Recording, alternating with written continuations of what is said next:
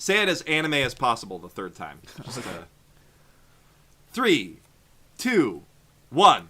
Weeb Castle! Okay, good. Is weeb even a word in Japan? I doubt it. Hello and welcome to the Weebcast. I'm Geoff Thu, professional shitbag, your host, and I'm joined today on this very special episode by Subsonic Sparkle and Digibro. Say hi, guys. Yeah. Evening, everyone. Gentlemen, I thought I said the last word. I really thought I wrapped everything up on this. In fact, in particular, I said, now that I've solved ReZero forever, you know, this was quickly behind me. I should be watching Hibike right now. But here we are. But we're back in it. the arena to talk more about ReZero on this very special episode of the Weebcast. It's an after-school special about how being an otaku can improve your life or something. I don't know. Something to that effect. So, basically where we're at is I enjoyed ReZero quite a lot for a lot of reasons. Subsonic did as well. He put out a really fantastic video, which I will link in the doobly-doo, about his opinions on ReZero. And then Digi wasn't so fond of the series. He did an episode of The Plebe and the Weeb. By the way, check out The Plebe and the Weeb Kickstarter. But he did an episode of The Plebe and the Weeb. And what were your thoughts on it exactly? Can you explain that a little, your perspective? Yeah, as my original finishing tweet on the series was that people have now been quoting back at me for other things. I said it was constantly. I said it was dumb and boring 4 out of 10. And that's most of what I feel about the show. And if you watch the Plebe and the Weeb, it's like 30 minutes of me and my friend Unlisted just kind of going, I don't get it. Like, this show is boring. It's dumb. I don't like it. I don't think it's a bad show in terms of being broken. Like, there's nothing about it that there's no big plot hole. There's no like big thing that's like questionable ethically or something, you know. It's just there's nothing offensive about it like certain other shows. Exactly. It's just kind of boring. And I feel like the defenses that I've seen from those such as Subsonic Sparkle are kind of in a way what I was afraid the defense of the show was. Like, because I say in The Plebe and the Weeb, like, if, you know, I really want to sit down with someone who likes this show and grill them on why they like this show. But I had suspicions of why people liked it. And Subsonic's video, I was like, okay, this is kind of what I thought people liked about the show, but I don't find these things impressive about it. There's a few things that Sub didn't touch on that I find quite enjoyable. But I think that does capture a lot of why people think it's such a great anime. Yeah. As opposed to just being a thing that they enjoy for the sake of fun. Right. Like, yeah. Yeah, like Attack on Titan. The reason I needed to make this video was because when I realized that Digi wasn't going to make like this big analytical breakdown of why he hated it, I noticed that no one was explaining what made the show good. No one could. It was just all vague stuff. Even people that kind of liked it but kind of didn't would just say, well, this is dumb about it, but otherwise it's entertaining. And I want to clarify. I love your video, and I love that you made it, because I think you came from a very similar place to where a lot of my videos come from, which is that you think, like, you watch a show, you like it, other people like it, and you think, well, surely we all like it for the same reasons, so surely someone's talked about it. And then you kind of look around and you realize, wait, no one's actually explained this. Yeah, I watched every ReZero video under the sun. I felt bad putting you in the video with those other guys, but I just needed to illustrate my point. It was a good quote from me, because I literally say, like, you know, I want to sit down with someone who likes the show and pick their brain, and so it was a good clip there. It's a good trailer for this. Yeah, so that was also when ReZero started, a really good edit. Yeah, that was my most well-edited video by far. And I almost lost the whole thing, funnily enough, because of a dreaded Windows update, which made me think I lost the whole thing for like an hour. Save constantly? Like, I did, but then the save file was reset 10 hours. So it was only 3 hours were done on it, and then somehow I just kind of got it back. It worked out, though. Everything was fine. So... Are you on Windows 10? Yeah. So Windows 10 is the Sword Art Online of operating systems. Right. there's all this crazy operating Let's not get system into a stuff. Sword Art Online hole. People have started complaining that I even mention the show in videos. They're like, "Why Oh, you they gotta do the keep same bringing thing to it up?" me. And I'm like, "Why do I have to keep bringing it up? Because it's a show that literally everyone knows. That's why." Within the context of this show, it's really important, Sword Art Online. It's kind of a Yeah. vantage Yeah. point. The show is- almost expects you to have seen or at least be aware of Sword Art Online. The same with Konosuba. And other shows like it. the Yeah. isekai genre, which this show has isekai in the title. So Yeah. Yeah, exactly. It looks like an isekai show, and it Yeah. most of the time even behaves like an isekai show. Yeah. But it doesn't really Pause- think like one at all. Pause and Select did a video about how it's a little bit more than an Right, isekai right. show. Joe's video was amazing, and he's kind of touched up on a Yeah. lot of the same things I said about integrating yourself into a big socio Yeah. structure by way of relationships, whereas I said it was more about applying your talents. And that was a great video. But originally, I had no horse in this race. I just took the show at its surface value. I just said, this is fine. But then somewhere along the line, it just kind of blew my mind. And I was like, oh my god. And that's when everyone else's reactions to the show started infuriating me. Especially with that whole Rem debacle. Oh man, Oh, I was so mad. Oh god. I mean, that was the coolest moment in the show, and everyone else bastardized it and turned it into this it was- awful meme. Let me dive in on that first. Yeah. Okay. All right, yeah, we'll dive into that first, 'Cause- because Rem is... Because me and Jesse did kind of like shit on that scene, but I think for different reasons than what a lot of people have been. A lot of Right. people's argument is Rem deserved to win or whatever. He should have chose her. And you and Pause and Select both like really railed against that idea. You were like, he should have picked Amelia for the thematic purpose of the show, and I agree. Yeah. But my problem with that scene is that I don't like Subaru or Amelia. I like Rem. So it's not so much that I think it's thematically wrong or that it's like that it would have been a better show if he had picked Rem. It's just simply wanting Rem to be happy and being Right. upset that this fuckboy is cucking her harder than anyone's ever been cucked in the history of time, and she's totally okay with it. The issue with most people is until that you- they're kind of wait used until- to watching anime protagonists make decisions that they'd make. Because Right.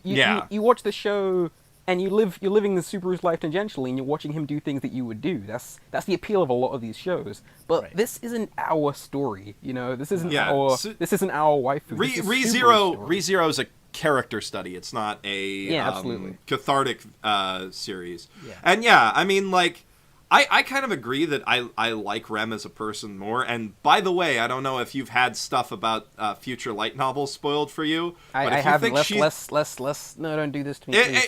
I'm not going to spoil anything. I'm just going to say, if you think it's bad for her now, Yeah. Oh, jeez. and for Subaru by proxy. But yeah, I have kind of like a middle perspective on it, because yes, it's definitely better for Subaru as a character in terms of his growth and what the show is about that he end up with Amelia, because Amelia represents that path of self-betterment, that path of not being content with where things are at and what you can do now. And also for the simple reason that, you know, when you're in love with somebody, you're in love with somebody, and reason doesn't always play into that. Right. You know, it's who would be a better match, I guess. And Rem appreciates Subaru. Rem loves him for what he's done for her.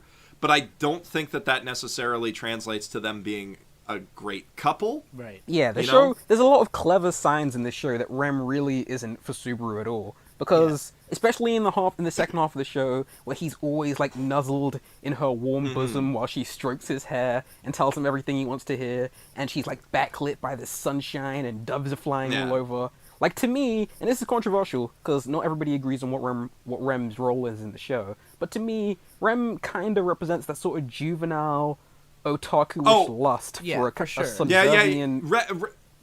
Rem's his safety net, for Yeah, sure. she's his crutch, she's his buffer. And Well, I think there's and a reason. the development that happens right after the end of the series, which is the best place they could have possibly ended the series based on where it was at in the light novels. But the development that happens after that really hammers home that she is a crutch, and that Subaru needs to get past using her as a crutch. I think there's a Right. good reason that Rem looks like Rey. And as Jesse had put it in Plebe and the Weeb, he was like, Rem and Ram look like two Rey clones, but they're not at all, right? But yeah, at the same that time, is another one of the most clever things I love about this Yeah. show. But how I nothing do is think, what it looks like.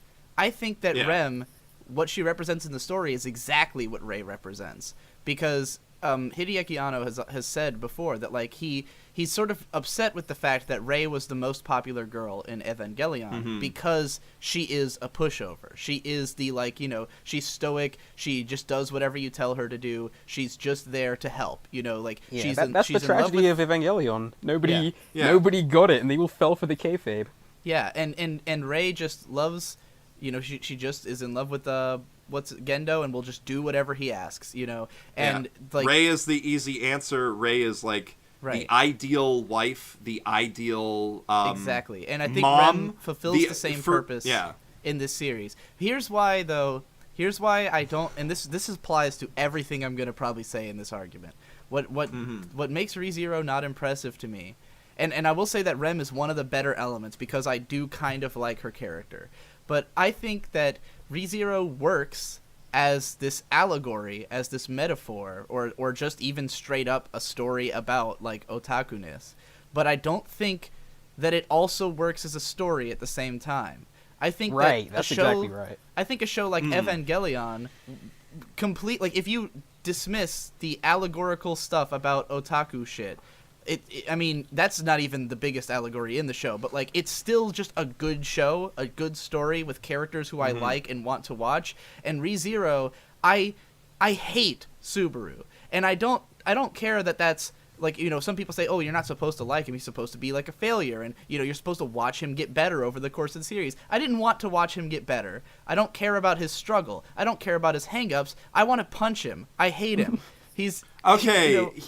It's okay. Let me crack this whole thing open. Okay, there is to me 3 layers to what makes ReZero spectacular in my eyes. There's the text, there's the subtext, and there's the meta text. And I was talking to Jimmy about this. There's what's on the page, what's behind the page, and what the page has to say about everybody else's pages. But here's the thing: the actual text, like the ostensible narrative of the series, I don't care that much. Like, I don't actually care, like, about the election or the cult, or... That's not the stuff that makes the show important to me at all. Like, everybody was saying the show ended without tying itself up. The sad part about that, though, is that... Because to me, like, yeah, I don't care about that stuff either, but I see so much intrigue in what they could have done with that stuff. Like, the most excited I ever was about the plot of ReZero... lasted very briefly, and it was when they were setting up for the election thing, when they brought in Felt, and it was like, she's the 5th princess, and you got this sense that each of the other princesses has these like really strong personalities, and she comes in and she's like, fuck the king, I want anarchy. And I was like, oh man, that was cool, and I completely forgot about that scene. I would love to watch like a really cutthroat political thing between all 5 of these princesses, and like, each of them trying to campaign and win, and like finding out how each of them would rule, what they would do. And I mean, on the A board on 4chan, like they kept posting like pictures of all 5 girls and then quotes from them that are kind of like indicative of where they fall on the political spectrum, like from authoritarian to sheer anarchy. And like, I was like, man, that would be so interesting to watch this show about these 5 different cute girls trying to take over the world and like, rule it in different ways. Never brought up again. I think go somewhere with that later. Yeah, who knows? They're coming back around to a lot of stuff, because I mean, the problem with light novel adaptations, with pretty much all light novel adaptations, is that the story is inevitably going to take a long time to get where it's going. Because all light novels are meant to be these big multi-volume series that sell forever. And it's very rare that there's like a self-contained story in there. So, and I do like that because I agree with you, Digi, that those political elements are actually very interesting and engaging. And for me, like I do enjoy the subtext about otaku culture, and I as opposed to you, I do really enjoy Subaru as a character. I see his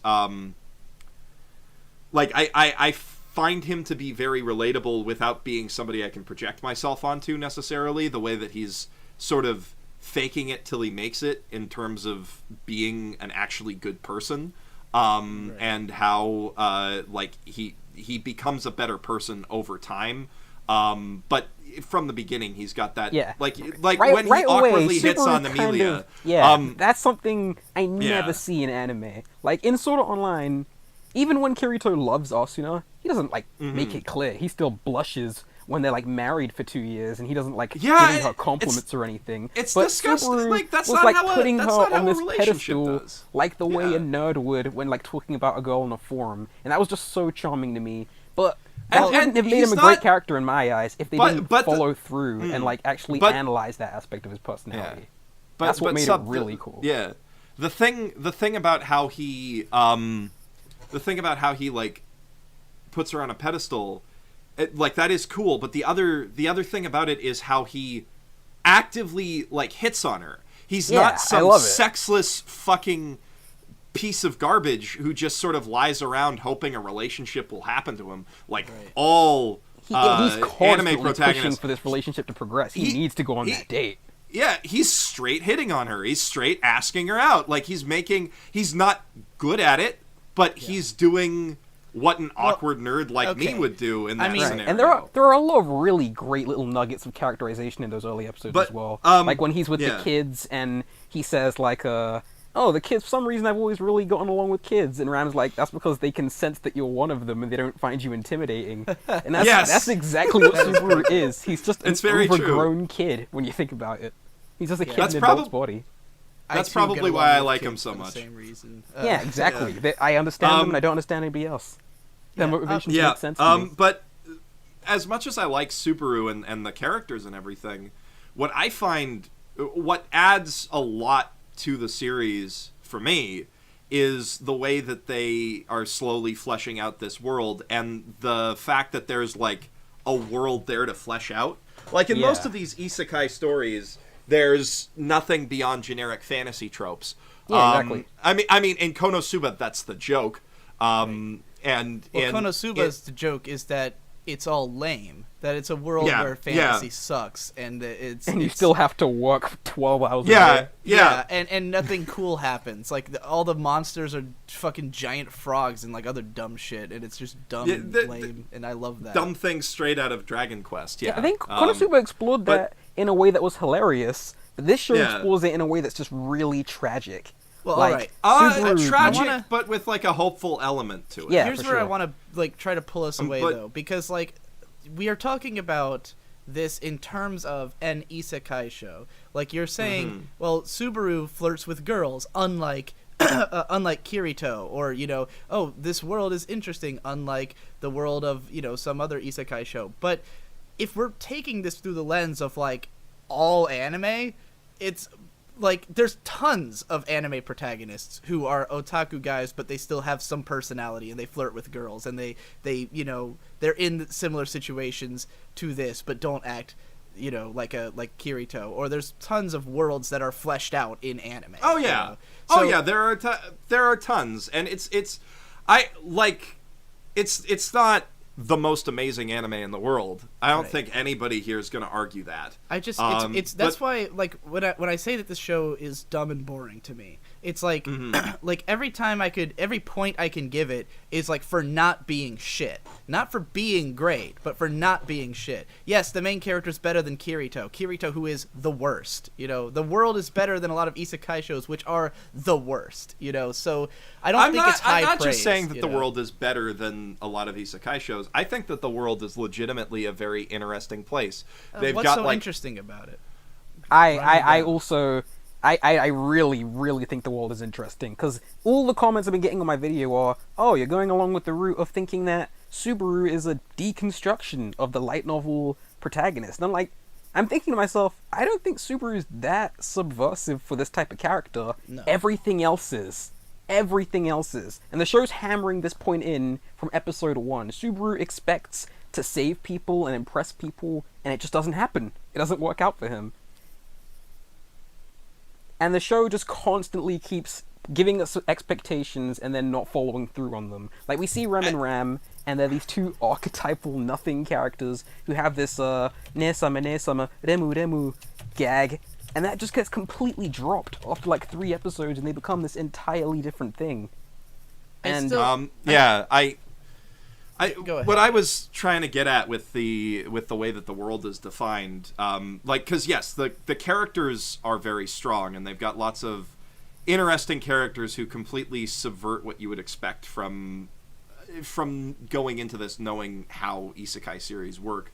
But they also go into mechanics of how the society is structured. Like, in the very first episode, you can basically tell the layout of the city from a few flyovers. That's my favorite thing about the world, is just that visually it's very detailed, and that city feels lived in. Yeah, that city feels it is very not just lived in, Shandified, I'd say. But big.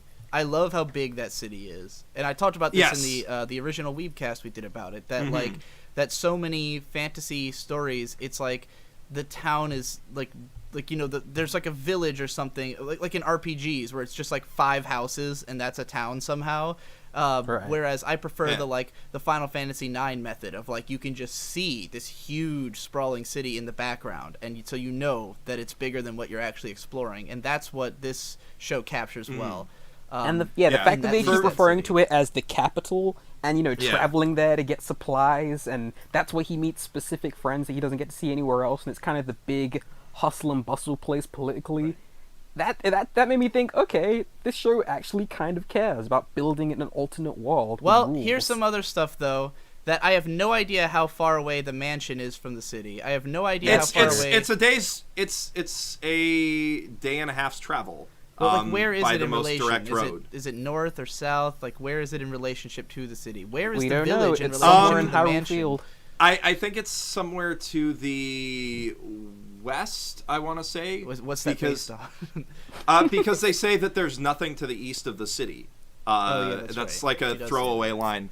So it would be somewhere to the west, and probably, I would guess, a little bit south, because it's a little more temperate toward there. So I think there are some details that do get glossed over in the world, and you can't get precise geometry or geography on everything. But there was definitely a moment for me where when they he's been in the mansion for like 2 whole arcs, and then they're gonna go back to the city to do the whole princess thing, and like as the show started cutting between the city and the mansion, suddenly I wasn't sure like how far away is it, because it seems like they're just kind of showing up there, like there's no sense of I can see the comments now. Yeah, well, you just dug do you your hole. remember you guys both watch Akagami no Shirayuki Hime, right? Yes, yes. And in season 2, there's a part where she's like going back to her home country, and like they very clearly are like, it takes this long to get there. Here's the stagecoach, and then we like see the stagecoach leaving the mansion. It's like a night-day cycle as she travels. I mean, it was a bit much even. Yeah. And it did get confusing later when like seemingly the prince got there in less time than she had taken for whatever reason. But like once the pirates show up in that, it just becomes completely impossible to keep track of where things are. But nonetheless, it at least gave this sense, like I knew exactly how far away those kingdoms were from each other. I was like, she lives in this kingdom over here, he lives in this one, it takes this long to get there, and like there's this sense of, and that matters, because when the guy is, like part of the arc is that she's so far away from the prince, and they have to like write letters back and forth, and so you have this sense of what would happen if he can't get there in time, and that's exactly what happens, is that she gets kidnapped. So in ReZero, like that same kind of feeling of how far away is Rem? If she needs to run into town, how long is that going to take? How long is it going to take to get here and here? After the whole big speech that that Rem gives to Subaru in that episode, the episode 18, where it's just a giant speech, then it just kind of smashes to Subaru kind of being in all these other places, like somehow that day he went and organized everything that needed to get organized, like instantly. And I'm like, where's the travel time? Where's the feeling of like, that this world isn't just a tiny little cluster where everyone can run around? Because in that first episode, the city felt really big. It was like it took from it being daytime to it being evening to get down to the slums, and now we're just cutting around. I think the city does still feel big the first few times through that time loop is the thing. And I feel like their intention was to cut out that travel time because at this point, you as an audience know the timing of that arc because you've seen exactly how much time it takes between him starting his training and the trouble at the mansion 3 days in a row. Sure, maybe. So I feel like they can, or they think that they can sort of skip over that, but I do agree that it does feel weird, the pacing of that. And there are moments like that throughout the series where it's like I'm not clear on exactly how much time this is taking. Right. It's definitely not as well thought out as something like Akagami, whatever, Shirayuki Hime. Yeah, and it's not as well thought out as, say, like the trade routes in Spice and Wolf or something like that. Right. It's not that fleshed out of a world, but they do flesh out, like, they make it feel big, and then they also add enough detail, or they also go into enough detail that you can tell that somebody's thought about, okay, what are the politics of this world? What are the racial inclinations of maybe people? that person has thought about it, but they haven't really presented enough to me that I can think about it. You know, like there's I can definitely see that because a lot of what I know about ReZero's world, I got from reading up on what happens in later light novels after I finished the series, because there's a lot of interesting stuff about how the magic system works. Like, they go in a little bit to how you call magic through this gate in your body, and how that's like a physical thing that can be damaged, which is something, if you want a fantasy series to appeal to me, just tell me how magic works and make it a mechanical thing that is consistent. Like Fate does that to an extent. I will get on board with that. And they go into the history of the witches more and more, which is also where some of the big whys of why is this happening in the series come from. would have liked some of that in the anime. Would have liked some whys, for sure. And that's coming. That is unfortunately. We don't know. They have not announced the second season of this show yet, so it'll definitely. Get I one. think it's pretty in the bag. Yeah. I don't think you should make any assumptions about that. When has White Fox ever made a sequel? I mean, when have they made anything that needed a sequel? When, who's producing this? Like, how do we know? What were their goals? What were their monetary goals? Did they meet those goals? I have no idea.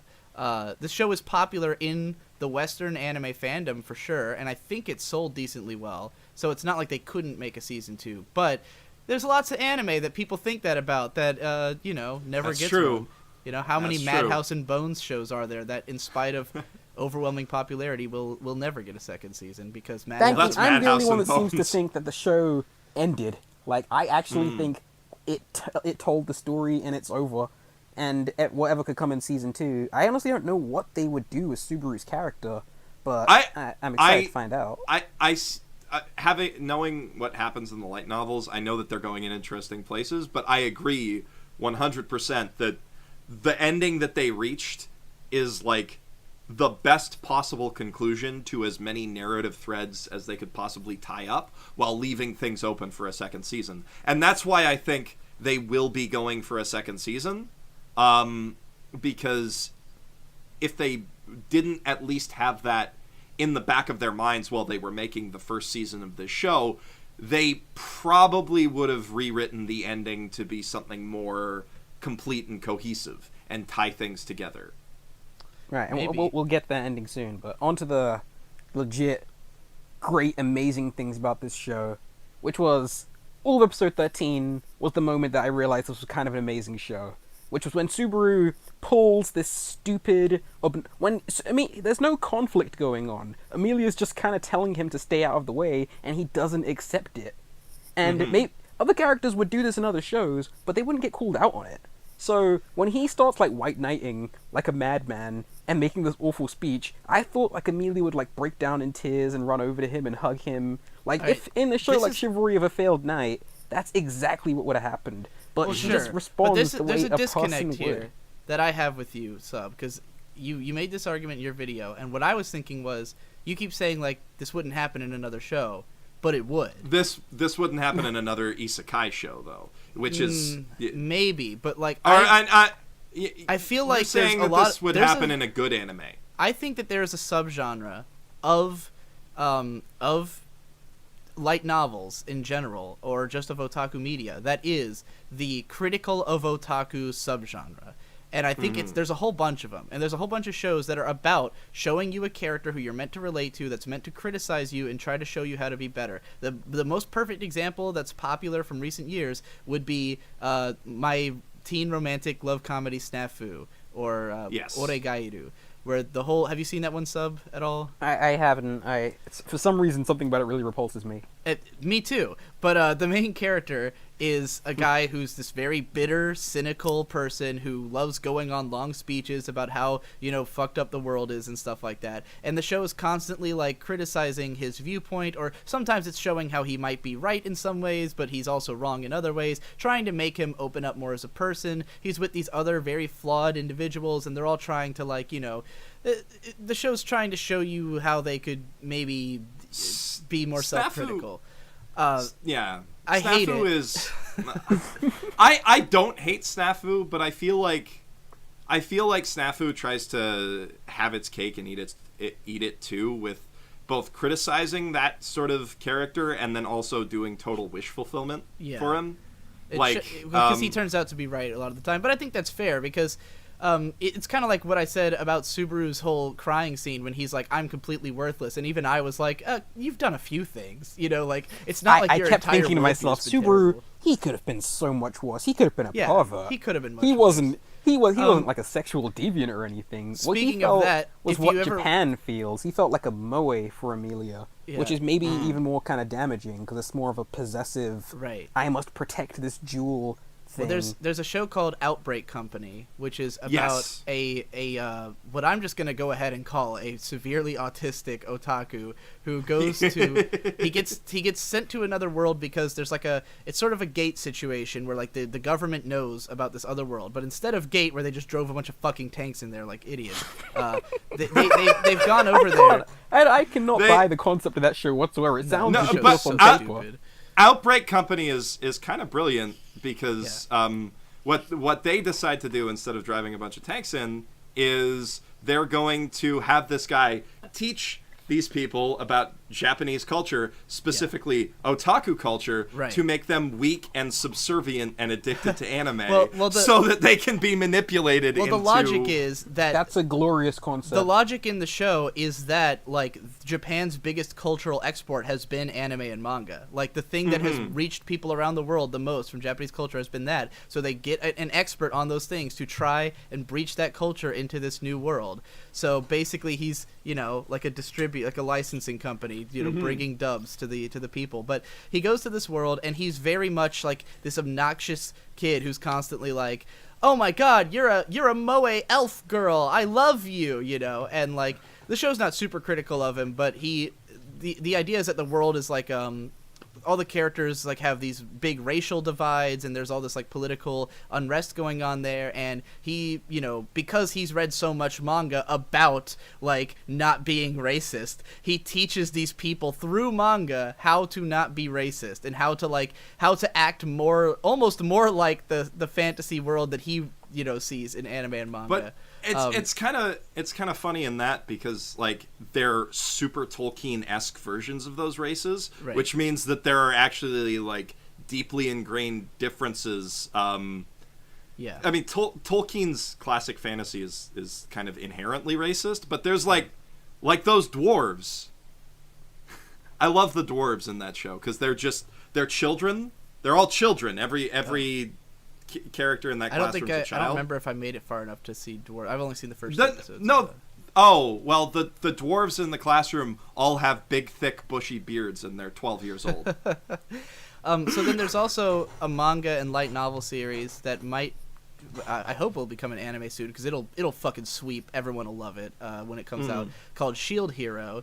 Or Tate no Yusha, which is about a guy who gets transported to another world along with 3 other guys, and they're all supposed to become heroes of this world, but each one is assigned a weapon. One's the sword, one's the spear, one's the axe, and he's the shield. And for whatever reason, everyone in this world just like there's like I guess a conspiracy against the shield hero, so he just basically gets treated like absolute shit and just gets dragged through the mud throughout the whole early part of it. It's just him against the system, and he's just basically always in fuck the king mode, but it has a similar feel to the way that ReZero is portrayed, where it's the main character just constantly getting shat on and dragged through the mud, and he is himself an otaku guy, though it's not really criticizing him for otaku-ness. It's more that the world is... It's the world that's fucked up more than that he's fucked up. But then you've got Welcome to the NHK, which isn't an isekai story, but comments on it in that the main character is an otaku who is absolutely reprehensible in his entire lifestyle, and the whole show is just showing you how fucked up it is to be Tatsuhiro Sato. And there's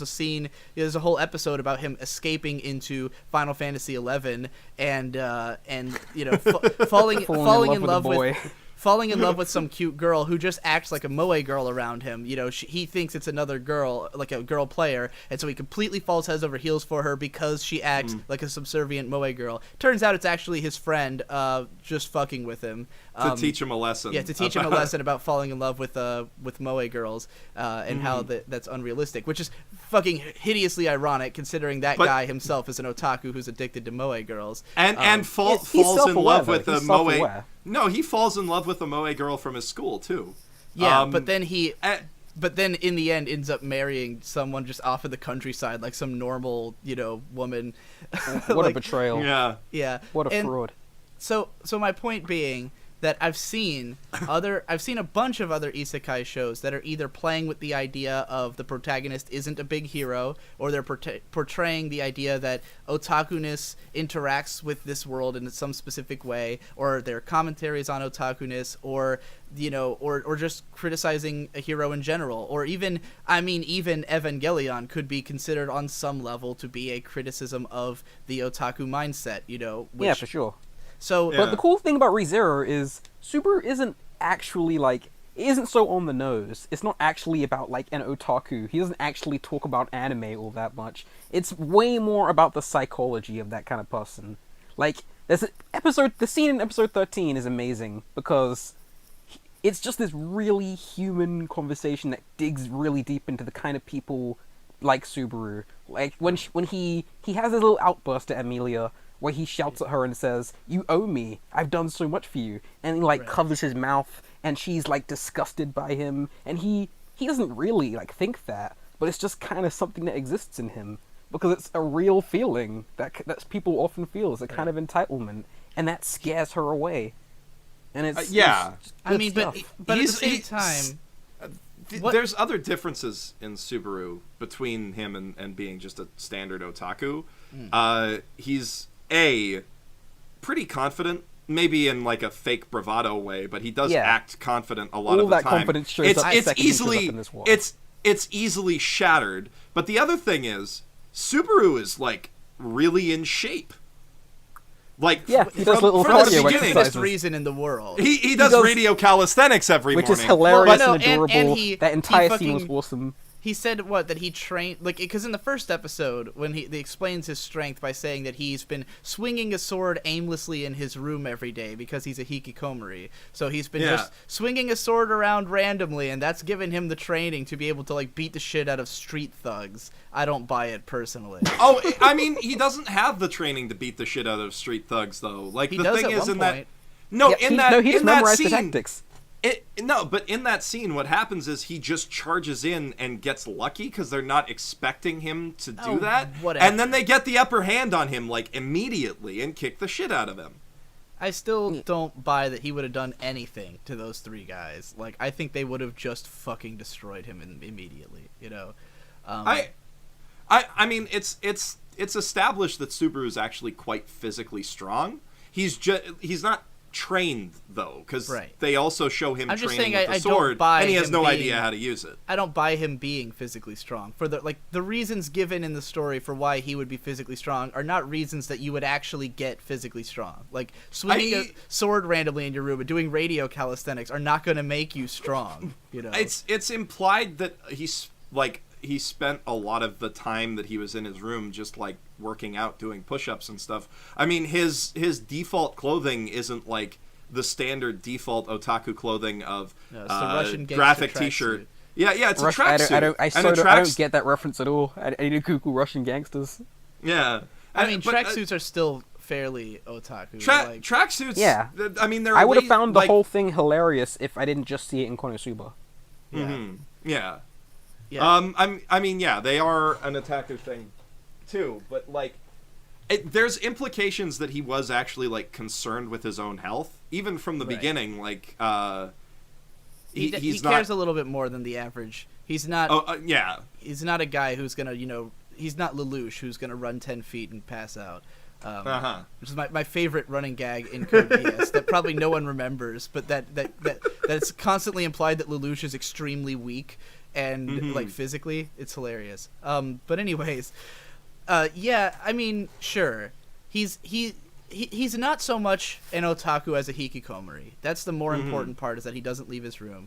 But I do think, like, there's a lot of stuff about Subaru that I had a hard time buying because of how it's presented, where I get, okay, the whole White Knight scene, like, is fine. I get it.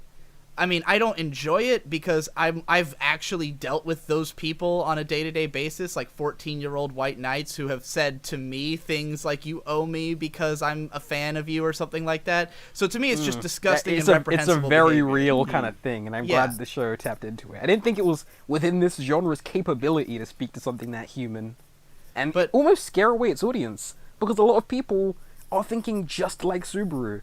Like, nobody even thought that Subaru was supposed to be intentionally critical of that kind of person. So that was a chance for the show to, like, and the REM thing absolutely scared away. I think this show would, like, in that respect, I think this show would be good for, like, young teenagers. I think should watch something like this. Like, to have the White Knight thing blow up in his face like that, I could definitely appreciate why, if you were younger and you acted that way, then this would be a good thing to have, like, as a wake-up call. For someone like my age at 25, if you haven't had that wake up call yet, there's something wrong with you. You've got a problem. Absolutely. So to me, it was just like, oh god, this fucking bratty kid. I don't want to have to sit through this guy. Again, I appreciate, like, narratively that it's an interesting theme, but, like, it's not a good look for a main character of a show that I have to sit through. Yeah. I can definitely understand that, especially since, like you said, there are a lot of shows like this. There are a lot of plots that delve into criticizing otaku. Criticizing otaku, or criticizing... I mean, because NEETs and hikikomori are, like, a really big problem for Japan. So there's a lot of commentary on it. Here's... It's not just that there's a lot of commentary. It's also that there's lots of, like, because otaku are self-critical. Because, like, in the culture, like, to call yourself an otaku is essentially to admit fault with yourself. Like, to say, I'm a freak, I'm not a part of society, I don't fit in, I'm a NEET, I'm a hikikomori. And I think that most... like, otaku media kind of falls into two categories. Either the main character is a cool guy, and that's, like, the one you're supposed to project onto, or it's about commentating on otaku. Like either you're actually 14 and you relate to these characters, or you're an adult who's watching shows that are, about 14-year-olds, and therefore you're self-critical. So what do you relate to? Well, probably a hikikomori character who's fucked up in life. And, there's so many, like, a Okabe from Steins Gate or something, or the entire Otaku no Video OVA from the early 90s, and, like, all these shows that are about, like, almost, there's most anime that are, like, aimed at an older audience tend to be about otaku, because that's who's watching it, and that's who's going to relate to it, and those people are more critical and have been through the trouble of, like, oh god, I'm in college or I'm post-college and I still don't have a job. What's wrong with me? Let's make a show to explore that question, I mean, Welcome to the NHK was written by a guy who was a hikikomori, for a whole year. And he wrote the story to try to write his way out of it and failed. And in the postscript, he's like, yeah, I'm still a hikikomori. It hasn't changed anything. I'm just living off royalties, and now I'm not working anymore. So, yeah. I mean, Welcome to the NHK is extremely depressing in a lot of ways, and that story just makes it worse.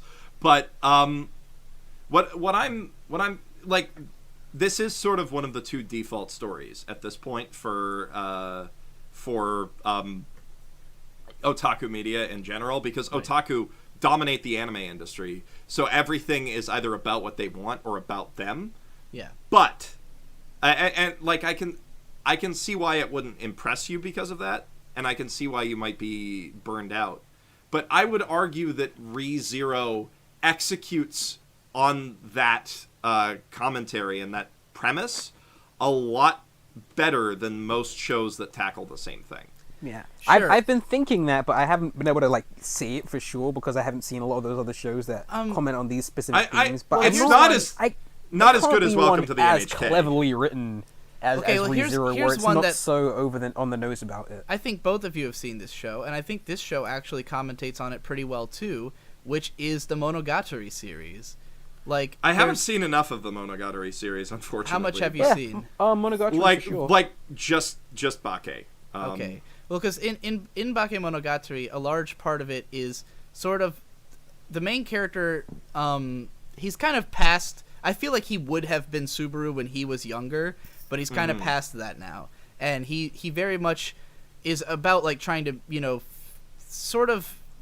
A lot of the show is about like bouncing between the idea that these girls are moe characters, but they're actually real people, and the show Right. does like a really great job of presenting the idea that like.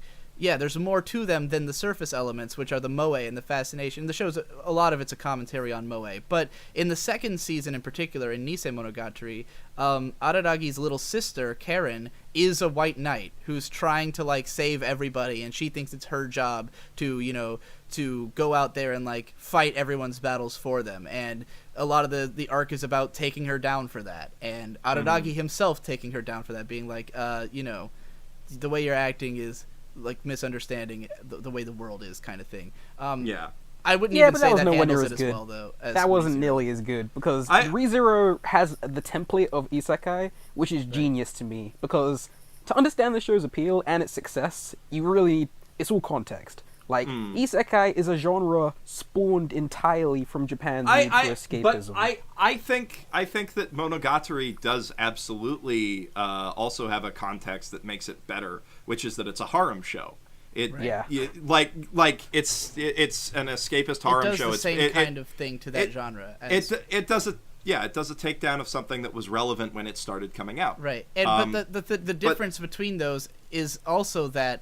Like, with Monogatari, as I was saying earlier about ReZero, that, like, while I appreciate what it's saying, I don't think there's anything else interesting to it. And, like, with Monogatari, you've got it as, on one hand, a takedown, or at least an analysis of moe and of the harem genre, but it's also just a good show where all the characters are really interesting, and all the conversations and dialogue are interesting, and the scenes and the way that the show's presented are interesting. And with ReZero, if you took Again, out it's the the text fact and the subtext. yeah. I've got. If you can't get past the text, then you can't really enjoy the Yeah. subtext and the meta text. It has to have I that can surface level understand that, appeal. yeah. And for me, I- it did. So I've got that. I've got two things to say. Firstly, about ReZero, and one thing that I think it does that's interesting in terms of the subtext, which is that Monogatari can't do because it's not an isekai series. And this isn't like overtly stated or anything, but Subaru's like 16, I want to say. Yeah, He's something like that. he's a teenager, and he's allowed to be like a layabout in his world, because that's something that Japan kind of permits. But when he goes to this other world, this medieval world where they don't really have the concept of a teenager, because I mean in medieval times, you just go from child to... you are 14, you're a man, right? So in a way he's thrust out of Japan, which is sort of protecting that sort of neat lifestyle, that hikikomori lifestyle, into a place where that's not functionally possible, and where he has to just be an adult, and he steps up to the challenge. So I think that ReZero also has something to say, not just about being an otaku, but also the impact of Japanese culture on how Japanese culture has created hikikomori, and how I guess that's fair. I think the show, I would say it kind of, if it's trying to do that, it's pussyfooting it around it a little bit, in that like, okay, in the first arc, he keeps he keeps going back through this cycle over and over again, and then he ends up becoming like working for Amelia, you know, and he kind of finds a very easy route into that. Like, he didn't have to go job searching. He didn't have to go prove himself that he could do something. He ends up... Yeah, it was his power. His power completely afforded it. Right. And I also think that his time resetting power inherently makes it so he really doesn't have to do anything, because he can always, if he dies, he can always go back. You know? He always has the chance to improve. Okay, but that's the main conflict of the show to me. Sub. I gotta pop in here, because Digi has just said something that is somewhat true of the show up to the point that it ends.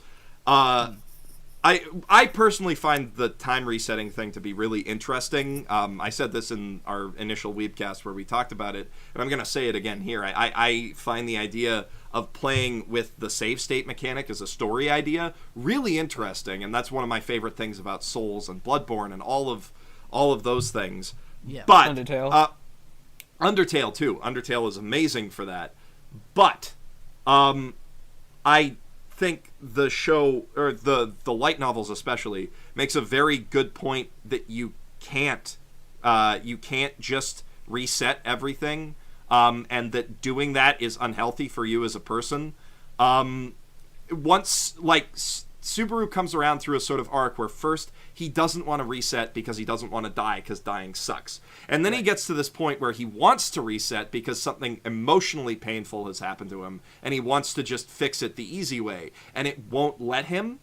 And then he only manages to overcome that, and toward the end of the arc of the series, when he realizes that he needs to do everything in one go, and he needs to commit to changes, and he only does one hard reset to fix a problem that he would be causing for other people, as opposed to a problem that he's causing for himself, which is when he lets Beetlejuice get inside of him. The thing is that literally right after the show ends, and again, this is why the show ends at a good point for having a good conclusion that leaves stuff open for a sequel. But right after the show ends, something happens, and he tries to undo it, but because of how the save point system works, he can't. And he has to live with the consequences of that. So I don't think that the show is really making this... It seems like his power is another crutch at first, but it may ultimately be causing him more suffering to know that he can go back, but to know that there's stuff he can't change no matter what, and to know that potentially the worlds that he's leaving behind when he goes back in time might not go away. Those consequences might still exist for his friends. I mean, I guess that can be interesting in that what that tells me is that it's a commentary on multiple save files. You know? Like when you're playing it's a commentary on what that means, what that would mean in real world terms. Do you know, I mean, you all play RPGs. You know that lots of people will keep multiple save files just so that if they do something wrong, they can go back to a previous save, as opposed to saving over something bad that just happened. You know, like, shit, I accidentally made the decision that gets this character killed and then saved, and now I can't undo it. So most people try to keep multiple save files just in case something like that happens. Save rotation, and I think it's interesting that if he has a save power, but he doesn't have save rotation, so he's kind of trapped on one file, which is what Dark Souls and Undertale make a point of, that you can only have one save file, so that they can commentate on that aspect, that if you kill someone in Dark Souls, it saves automatically and you'll never get them back. So yeah. And the way that the show trapped him after that awful conversation with Amelia, and he just could not go back and fix that, that was ultimately what kind of begun his dark spiral into self, because I described her as like his anchor. She was his thing to that gave him that feeling of like nobility and heroism, and when she just rejected him, he's nothing anymore. He's just the same person he used to be.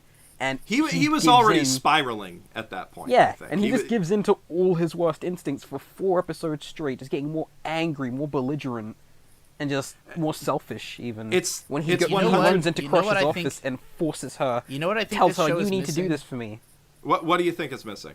I think this show, what would have improved this show by 200% is if every time he made it to a save point, there had been a little circle in the top of the screen, like a little, or like the little Yes, dark yes. flame. Yeah, or just like a little like PlayStation But then Yeah. the spinning tension's loading gone thing. now. Yeah. The little memory No. card sign. Oh god, that would have been really funny. 2,000 times better. or like a little icon of one of the witch Bibles just popping up and like having like a thing writing it and then it going away. Yeah, I think that would have actually been pretty funny. That's something they should do in maybe Konosuba. you'd hear some like if you're hard drive noise in the background, you know, like, Yeah. like as it's happening. So what I thought was one of the actual points of the show was establishing the fact that this power doesn't make Subaru a good person at all. Like, No. this isn't some cool power that you've been given that doesn't actually benefit you. That's what a lot of people were criticizing about the show. They were saying Subaru is winning, but he's not doing anything to win. He's just trying over and over. And that was the point, clearly. That power doesn't make him a good person at all. A real hero isn't defined by that power.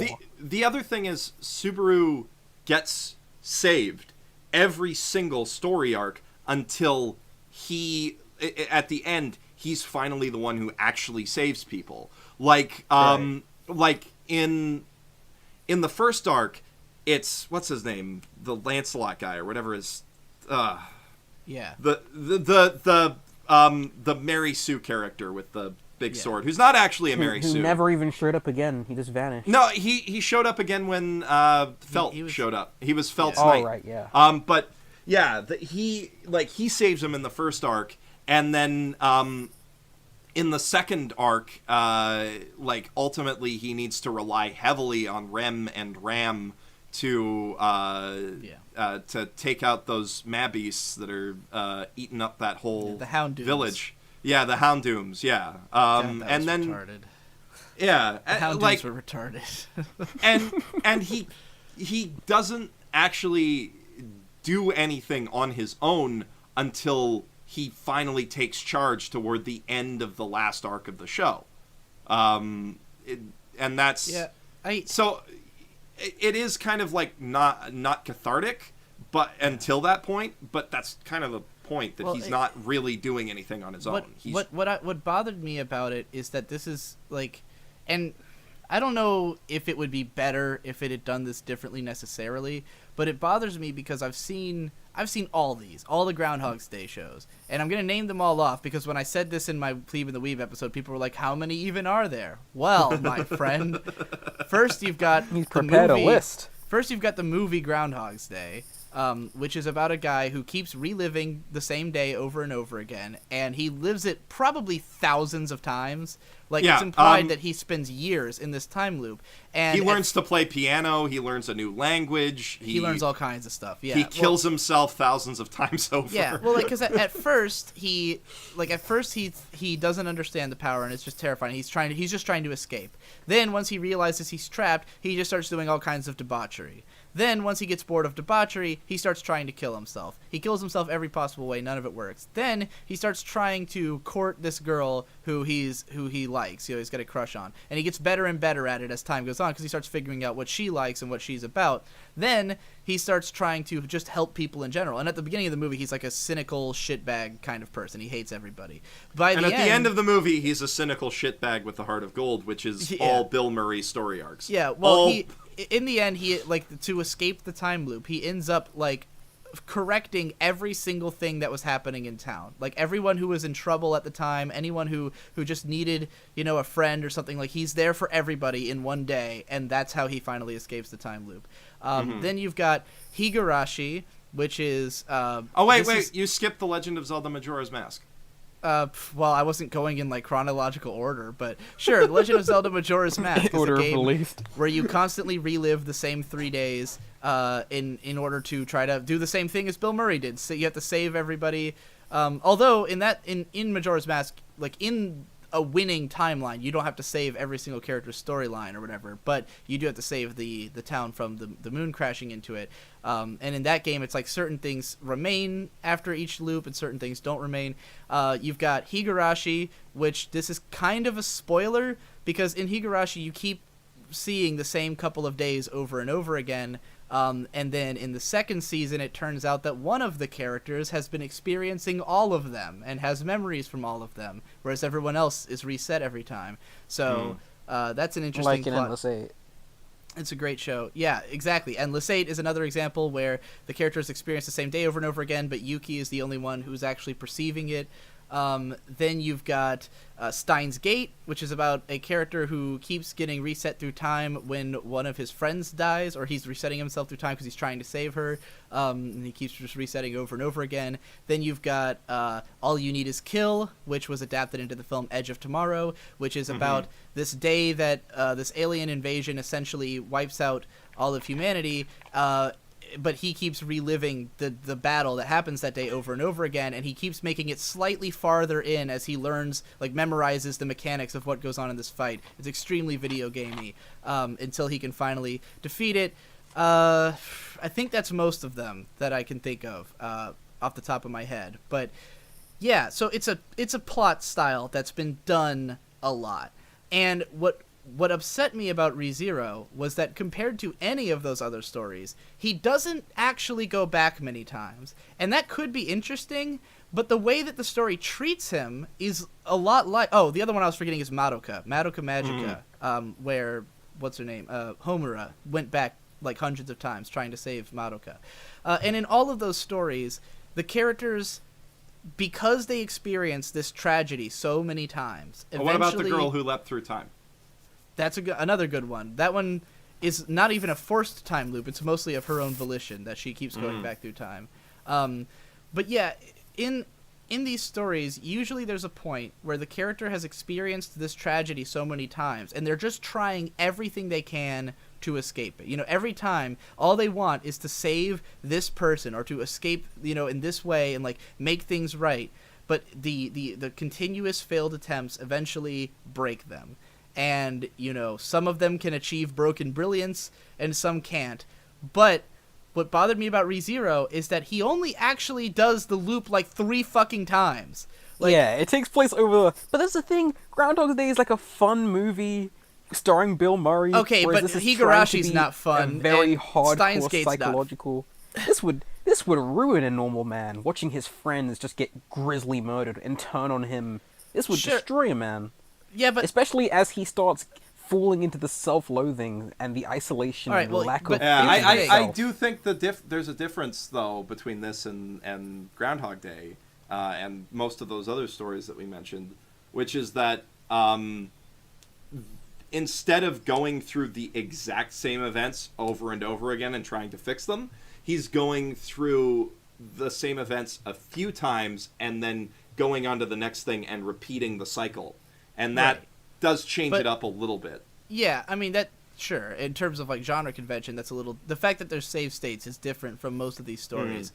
But what drives me crazy about it is that the whole scene with him and Rem, which I think is a great conversation in the scene, but it totally broke the narrative for me. Because the basis of his conversation is, I've tried everything. He's, like, having this huge breakdown over the idea that he's tried everything. He's tried so much. You don't understand. You weren't there. I've tried everything. He's tried 3 times, if that, to get out of this one What he's really scenario. saying in this scene is that he can't do this, because he's not... all these scenes, every single episode at this point is just reinforcing the idea that he is not a hero. You know, he's an awful, lousy person, and he's losing faith in himself. Amelia was something that made him believe in himself as a hero. I definitely... Episode 18, by the way, 10 out of 10 masterpiece. The best thing I've seen ever. Well, here's the part that bothers me even more than that. Like, it bothered me that he was so broken, but I can kind of get, like, okay, he just watched all his friends die. He doesn't think he has another way out. Personally, I think the idea that he, quote-unquote, tried everything is fucking ridiculous. If you have this power and you know you can keep resetting it and trying other things, then why would you give up so early? But... even if we assume that he just, you know, he's just that fragile of a man, he got his head cut off. After after he gets reassured by Rem, he just solves it. There's no... That's because she... Alright, let me explain this scene, okay? His whole speech, beautiful. Every line of it was so meaningful and incredible. He says so many genuine things about the kind of people that the show was talking about. He says I've done nothing with myself, but I'm a pro at complaining. I was so arrogant to think that I deserved these things.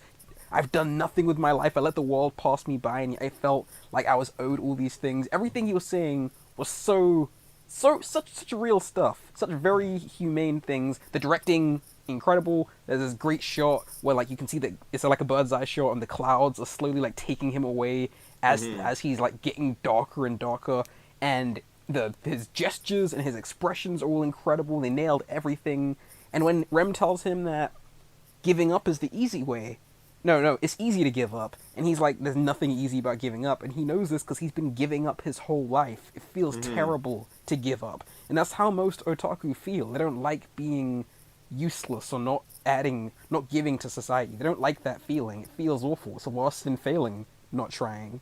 Yeah. And that's what the show was essentially trying to communicate. It's him reconciling the fact that he isn't a hero by any means, and he wanted to escape to a world that would please him regardless of that, the way Kirito could, the way all these other characters could.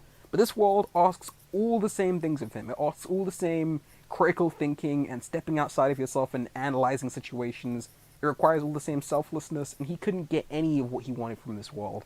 And it just reminded him what he really was all along. You know what really would have sold me on that arc, Sub, is if, after Rem told him, you can't give up, and he became determined and he said, I love Amelia, if he had then tried and died, and then tried again and died, and tried again and died, and tried again and died, and then after, like, you know, all this time, he still somehow persevered. But what happens is, she says, you can't give up, and then with no change in his level of knowledge or anything, like, he just solves it.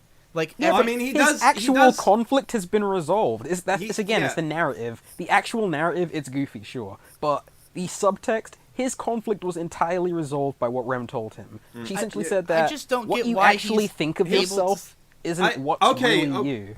So, he does have, like, the way that he solves it does bring together everything from the previous 3 attempts, right? And I can agree with you, Digi, that maybe he should have tried it more times and more subtly different ways. I think it's so narratively weak to have him to have him say, like, I have no idea how to do this, I am giving up, and then, like, just because he's now told don't give up, he already has the answers. Like, if for him to know what to do, he must have already known what to do. If he had just tried it, he would have succeeded, you know. Here's the thing, though, right? He did try to do effectively the same thing that he does that final time. The last time, when he was at his most pathetic, he was licking everybody's boots. He was like, everybody was disgusted with him. Oh man! But 3 princesses beat him up.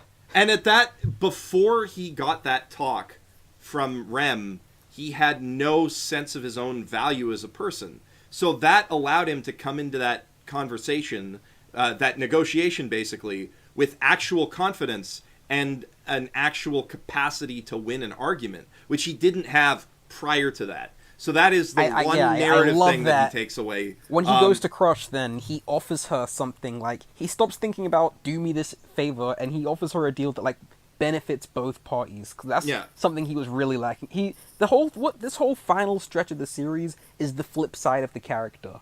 And him acknowledging that this situation is so much bigger than himself, as this big, interconnected series of people and cultures, and that we all work together, we all better ourselves, and it benefits everybody. He starts thinking about the whole larger picture, and he just makes a ton of friends. He starts building bonds with people who end up coming to save him later on. He cleans up his old mistakes. Like, he isn't doing anything magical. He's just being a good person. I'm impressed that you guys were able to keep track of his narrative arc after the 3 episodes of whale fighting that happened. Yeah, no. You said the whale fighting was unnecessary. That whale fighting was very necessary. The whale fighting was great.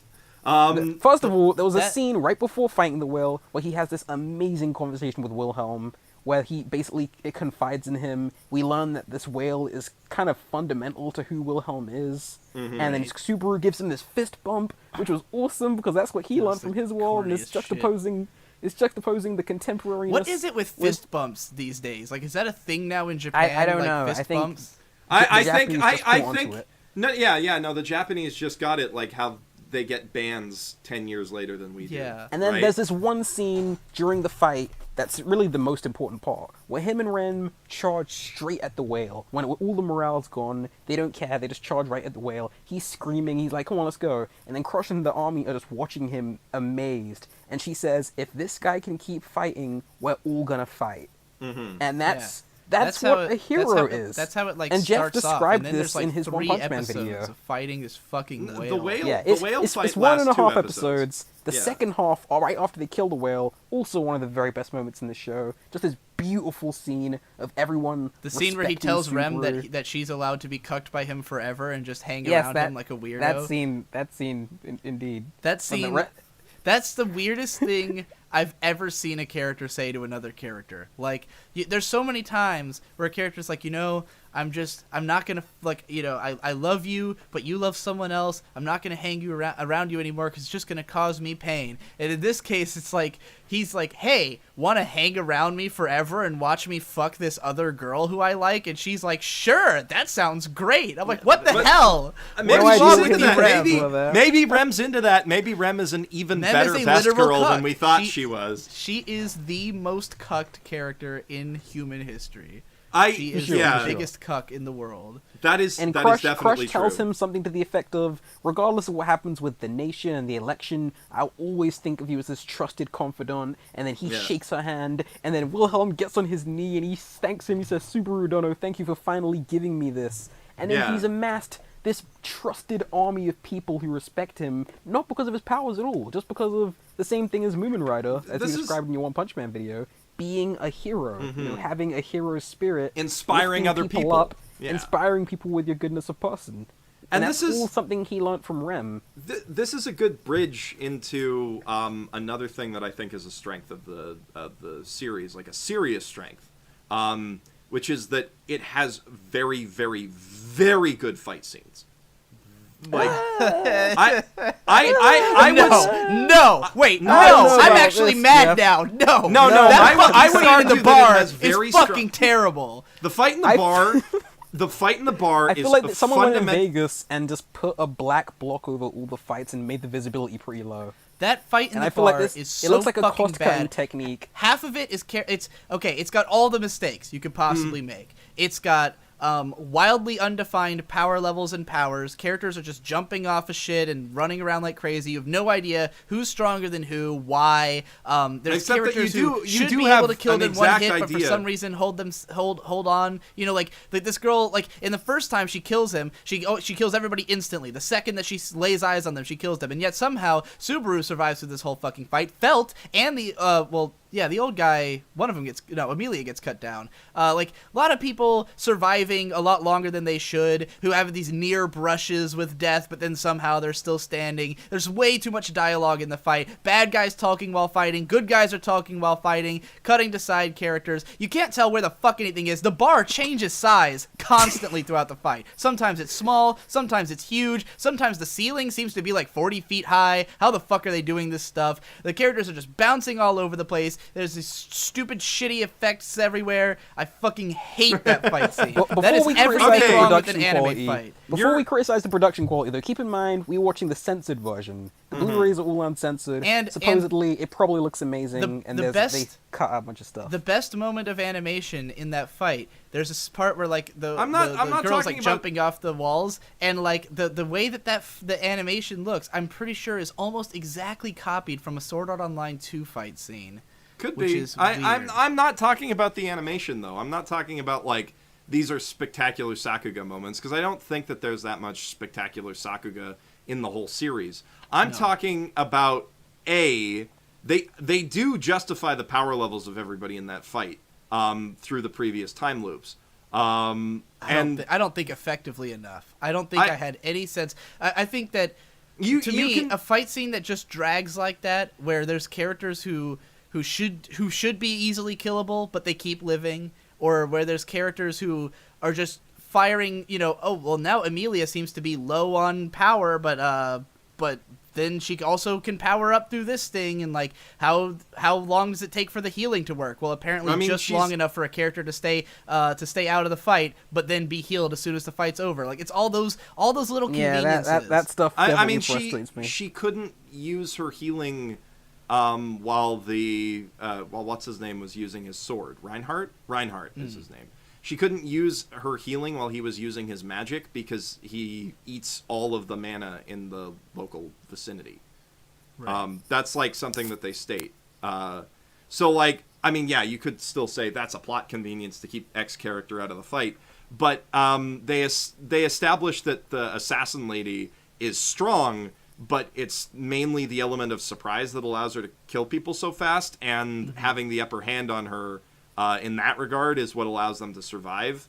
I just don't buy it. I don't buy it at all. I will say that, yes, the size of the bar is a little bit inconsistent in terms of how long it takes to get across it, depending on what they need for the scene.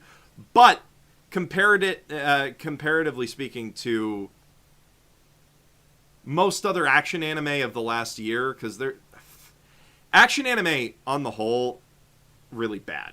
Really bad. Citation needed. Mob Psycho 100. Mob Psycho 100 is good. Scenes. Mob Psycho 100 has great fight scenes. I'm talking about, like, Mob Psycho 100 is in, like, the S tier class of anime, though. I'm talking about, like, the B tier class, which is ultimately where ReZero. Well, saying that it's better than B tier fight scenes is not really saying much, is it? No, I'm saying if Asterisk War is F tier. Asterisk War is F tier. I mean, SAO is F tier. I'm saying this is definitely something where it's like in terms of the isekai genre, and not necessarily in terms of anime. Well, in terms of a lot of bad shonen anime, but not necessarily in terms of all anime. They do a lot of stuff right. They set up the narrative stakes. The directing can be pretty great. The directing is strong. Not necessarily the animation, not necessarily always the choreography. It always had this awful black filter over it, and I hated it. The black filter. Hopefully they fix that for the uncensored version as well. They're clearly just trying to save money, all of the so we don't parts notice that how bored ugly me it looks. the absolute most in the show were the big fight But episodes. what I'm gonna say about the strengths of these fights is, one, they do establish through all of the time loops the continuity of the fights, and there is a clear line of, okay, this happened last time, therefore Subaru understands this time, at least in the bar fight. Secondly, there's a narrative purpose to every single battle in terms of character development for various characters. Like, it's about something more than we just need people beating each other up. To do that, though, I feel like the best way to handle that kind of action scene is to make it short, because the action is not the interesting part. It's what it means for the character. I agree that they should have been in the shorter. final episode as well. I agree that most of them should have been shorter. The fucking whale fight is like 60% a bunch of people on horseback, like riding in circles in random directions, trying to fight these fucking whales. And then there's just so many scenes of like, the stakes of the fight just keep getting higher. Now there's 3 whales. Now we're like throwing bigger weapons at them. Now people are disappearing and coming back. And now Wilhelm fights his way out of a whale's belly. And like Wilhelm fighting the whale, it was hilarious and awesome, but totally out of place in this show. Like, a guy running along the side of a whale with a sword, like cutting it entirely in half, feels like something from a totally different show. But that's again, that is somewhat justified by the fact that Wilhelm is completely taking the story away from the main characters. No. Wilhelm is like an aged badass. This guy has had like... we have no idea what this guy was like in his formative years. He's had like 60 years in a world with magic to learn all the ins and outs of sword fighting with magic. So I can accept that he could pull some ridiculous stuff off. It's not that I can't accept it. It's just that it's so fucking weird that you're watching this show that's about this main character Subaru the whole show, and then all of a sudden it's like these extensive backstories for this other character who has totally different powers and is nothing like anyone else, and he's fighting a giant fucking whale in the sky and shooting huge torrents of blood out of it, and I'm like, this is no longer the same show I was watching. That is definitely this is the plot of this volume of the light novel type thing. Right. Exactly. That's the subplot of that volume of the light novel, which doesn't necessarily work as well in a TV show.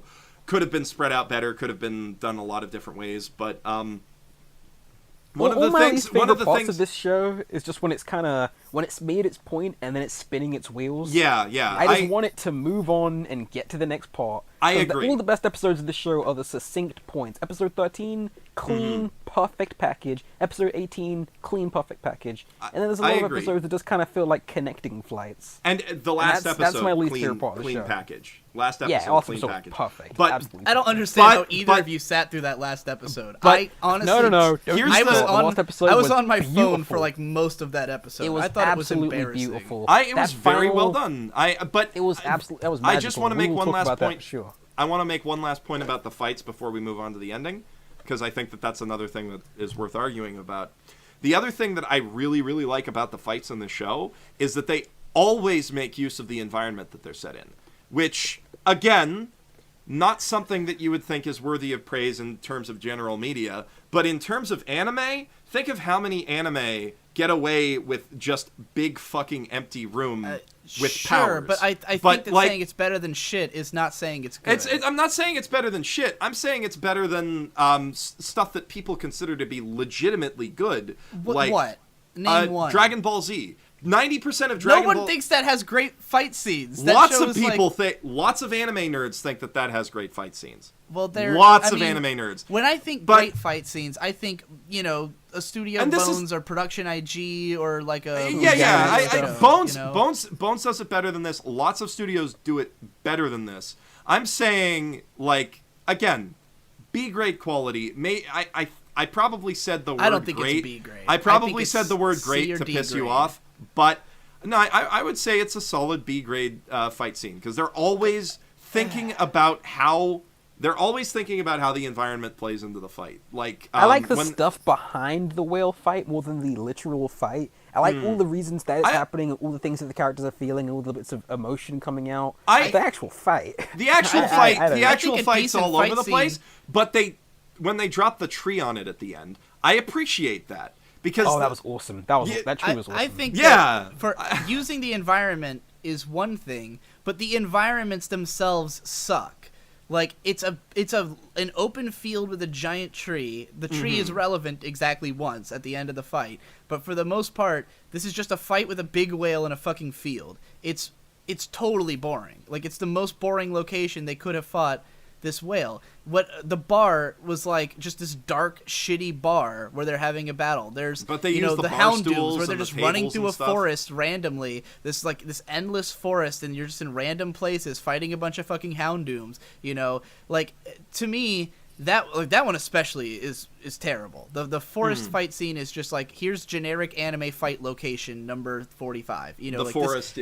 Every show, long running show has a forest fight, and they're always terrible. Yeah, the forest is less interesting by virtue of they have done fights in forests many times before, and that's super interesting. But when I think using the location, I think of the scene in episode 5 of Cabaneri of the Iron Fortress, where they go into this little walled off area, and there's this army of zombies down below, and it's if we make too much noise, they're gonna notice we're here, and then of course Mume sets them off, and so they all start charging at them. So then it's how do we get back to the train and then get the train moving, and then oh shit, now there's a giant one. Well, we gotta get this cannon working so we can fight the giant one. The action in Cabaneri is way better. The action in Cabaneri, but even that's B tier action. That's not A tier action. I would say that Cabaneri is an A, because Cabaneri is a B series overall, and the action is 50% of all it has going for it. Is A the highest score we're giving for action scenes? No, S tier. S tier is the highest score. Okay, well, because I'm going to say that scene from Cabaneri I just described is B tier, because A tier would be the scene in the school in Mob Psycho 100 when the two of them are fighting and he's like blasting him through walls and you see all the details of the classrooms that he's crashed through and everything, and there's like, he's in the science room and there's sprinkler, like, sinks that are hosing out water and stuff, throws them up through the ceiling. Now, if you want S tier, you got to go into the Full Sword of Metal the Alchemist Stranger Brotherhood. fight. Full Metal Alchemist Brotherhood. I would say the only fight in Brotherhood I would consider S tier is the one with the King versus Lingreed, where the animation gets fucking ridiculous. What about Roy Mustang versus Lust? That's good for like narrative reasons more so than like the actual fight. I just think it's badass. I think it's super one-sided, but badass. Right. But like my favorite fight in this show was definitely Subaru versus Julius. Just because it actually felt like a legit duel. Oh yeah, that's a good fight. I would say that when they're fighting other humans, it's a lot more interesting than when they're fighting giant monsters. As opposed to these giant behemoths with strange power levels. Julius, and I think that Beetlejuice is a really interesting person for them to fight. They actually have to think through some stuff there with the. I hate this show. Fuck I hate everything about it. Nothing's good. I hate this show. You're all wrong. I'm pulling a Jesse here. I'm just sick of this. Let me get. Hearing praise for this show makes me mad because I'm thinking about all the shows I like more, and like hearing the idea like that the action scenes in this show might even be enjoyable to some people makes me mad because it makes me feel like the bar is getting lower and lower for what's acceptable. The bar is from an action super scene. low for a good action scene. What? You're gonna have to disagree with me? Yeah, I'm not with you on the action scenes. I did not care for them. I think that the bar may just after be the whole super whale low. cuss thing that makes Rem disappear. That was the stupidest thing that the show's done. Yeah. That's just such a strange, weird, nothing plot point. That's First of all, how does that's that another. work? How that's can a, you remove Rem from history? Because What does it's- that mean for Rem? That's- Rem is that's another instrumental thing. in where That's- Rem is right now in life, and you can't That's- just make her forget her. Sub.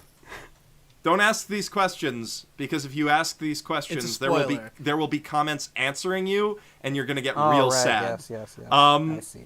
Yeah. And I'm not okay. So I said great when I was being a little hyperbolic. I don't think that the scenes are great compared to.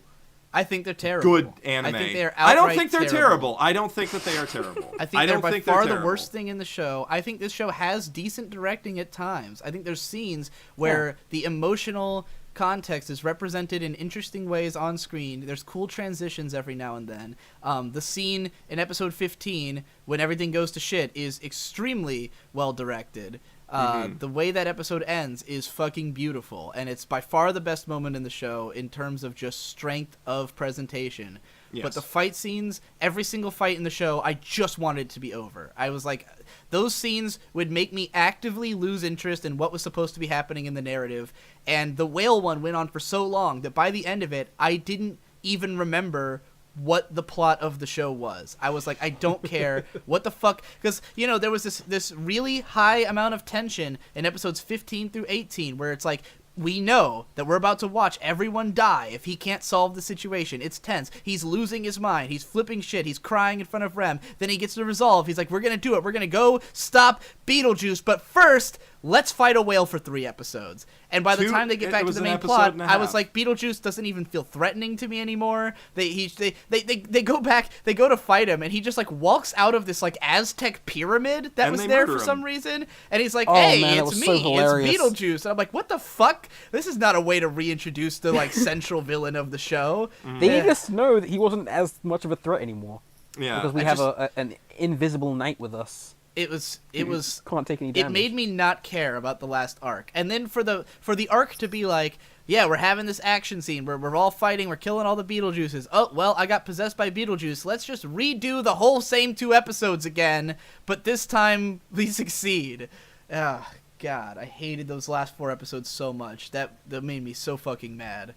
Episode 25 is my favorite episode after episode 18. Right? Because the whole the thing is in pursuit of him. Beetlejuice is coming after him. The invisible that hand's part coming looked after him. terrible. But Punches it in the face. which was an awesome little piece. Which, by the way, they totally the animation of Beetlejuice like crawling on the road is like ripped straight from No Face in Spirited Away. It is like very the same similar. Exact animation.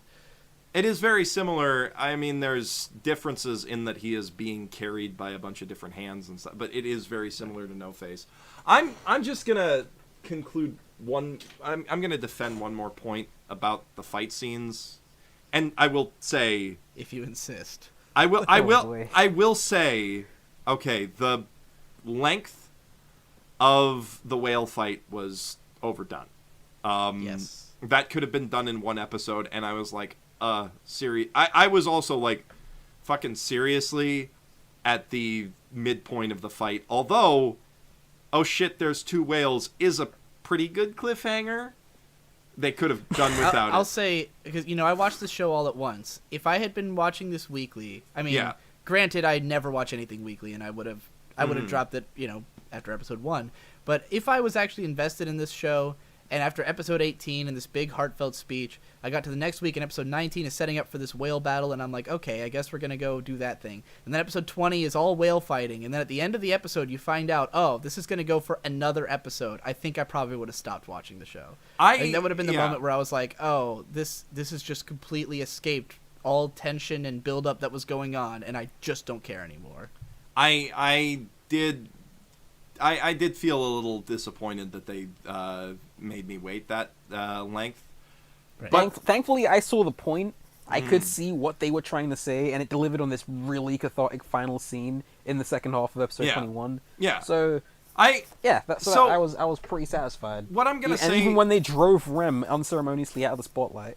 What? Yeah. Well, I mean, again, don't say things about anything that's left unresolved in the series, because you are going to invite if comments. Rem just like you're going to invite comments you two, don't. What? Immediately as soon as she left the screen, she died in some blimp wreck or something. That I'm not going to say the worst thing I've ever seen. I'm not going to say anything more about what happened.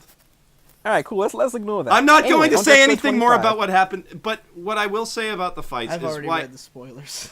Yeah, you've read the spoilers, so you know what I'm talking about when I'm like, yeah. But what I will say about the fights is that while I will agree with you that technically speaking, they're not as competent as other shows. I would say C+ to B tier for most of them. C probably for that fight in the woods, maybe D for that fight in the woods with the wolves. But what I will say is that all of them, from a writing standpoint, are strong because they have a narrative weight to them, which, again, if we're talking about anime in general, is something that's often missing from shows that are aimed at the shonen audience. Arguably, I think this show in every way is below average in terms of writing. I don't think there's anything about this show that I would consider above average in the quality of the writing. So yeah, that's why. Do you think it explores its themes in adequate ways? I mean, yeah, I would say it does. But...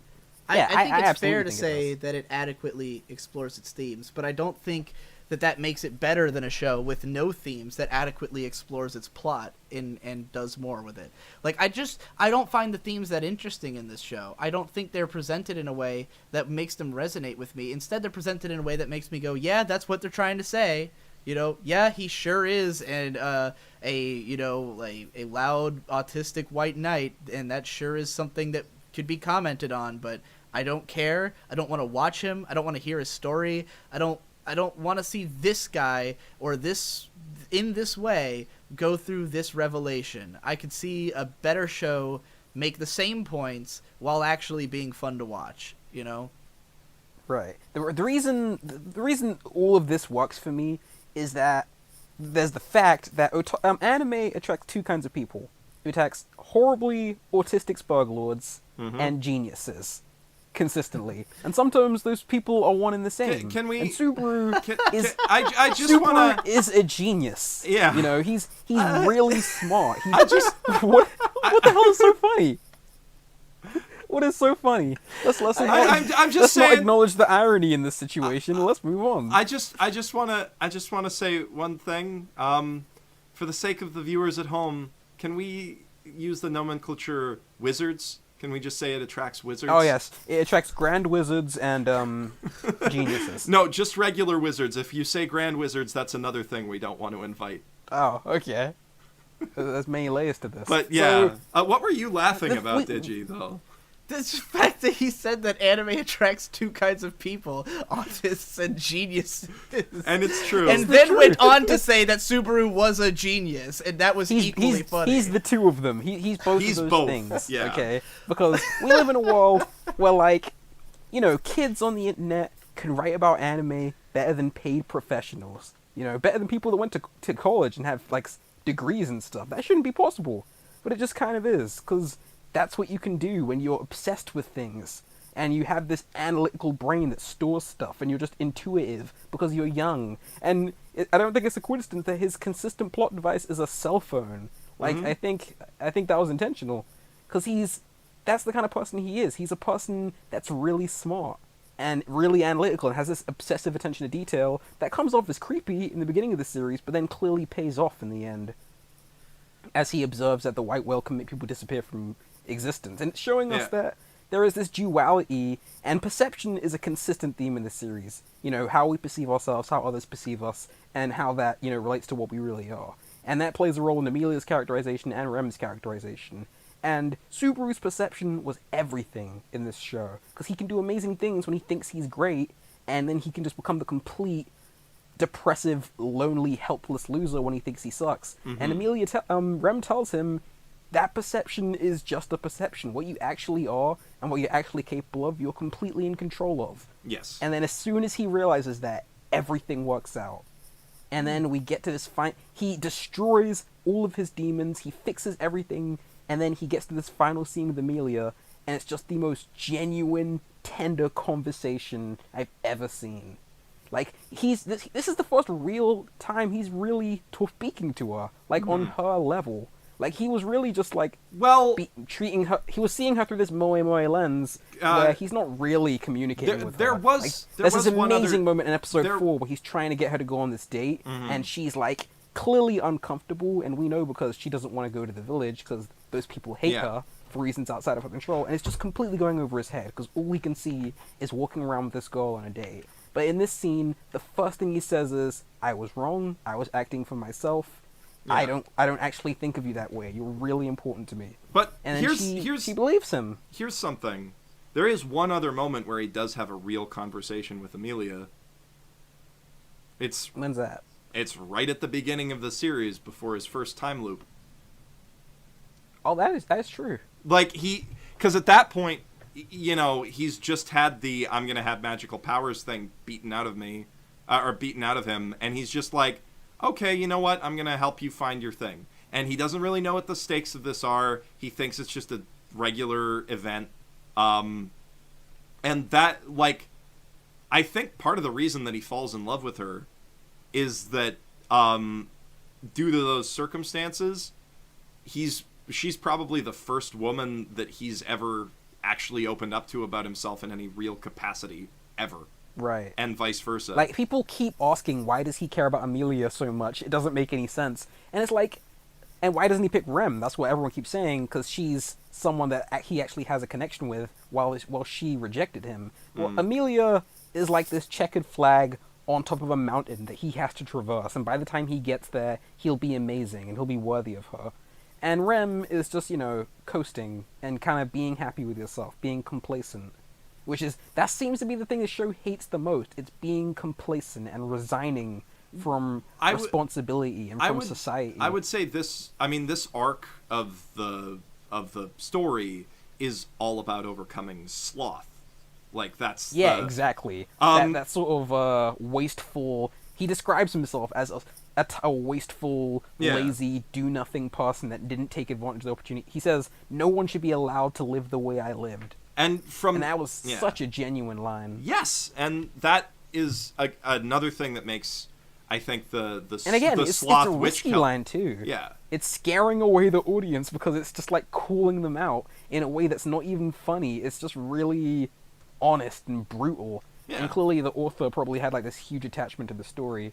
So I would this expect... final scene, this beautiful, optimistic scene where he really speaks with her and has like a genuine human connection that he earned by being a good person. Mm-hmm. That was good stuff. Every frame of that finale was perfect. And then it ends with a screen cap that says, "That's all this story is about."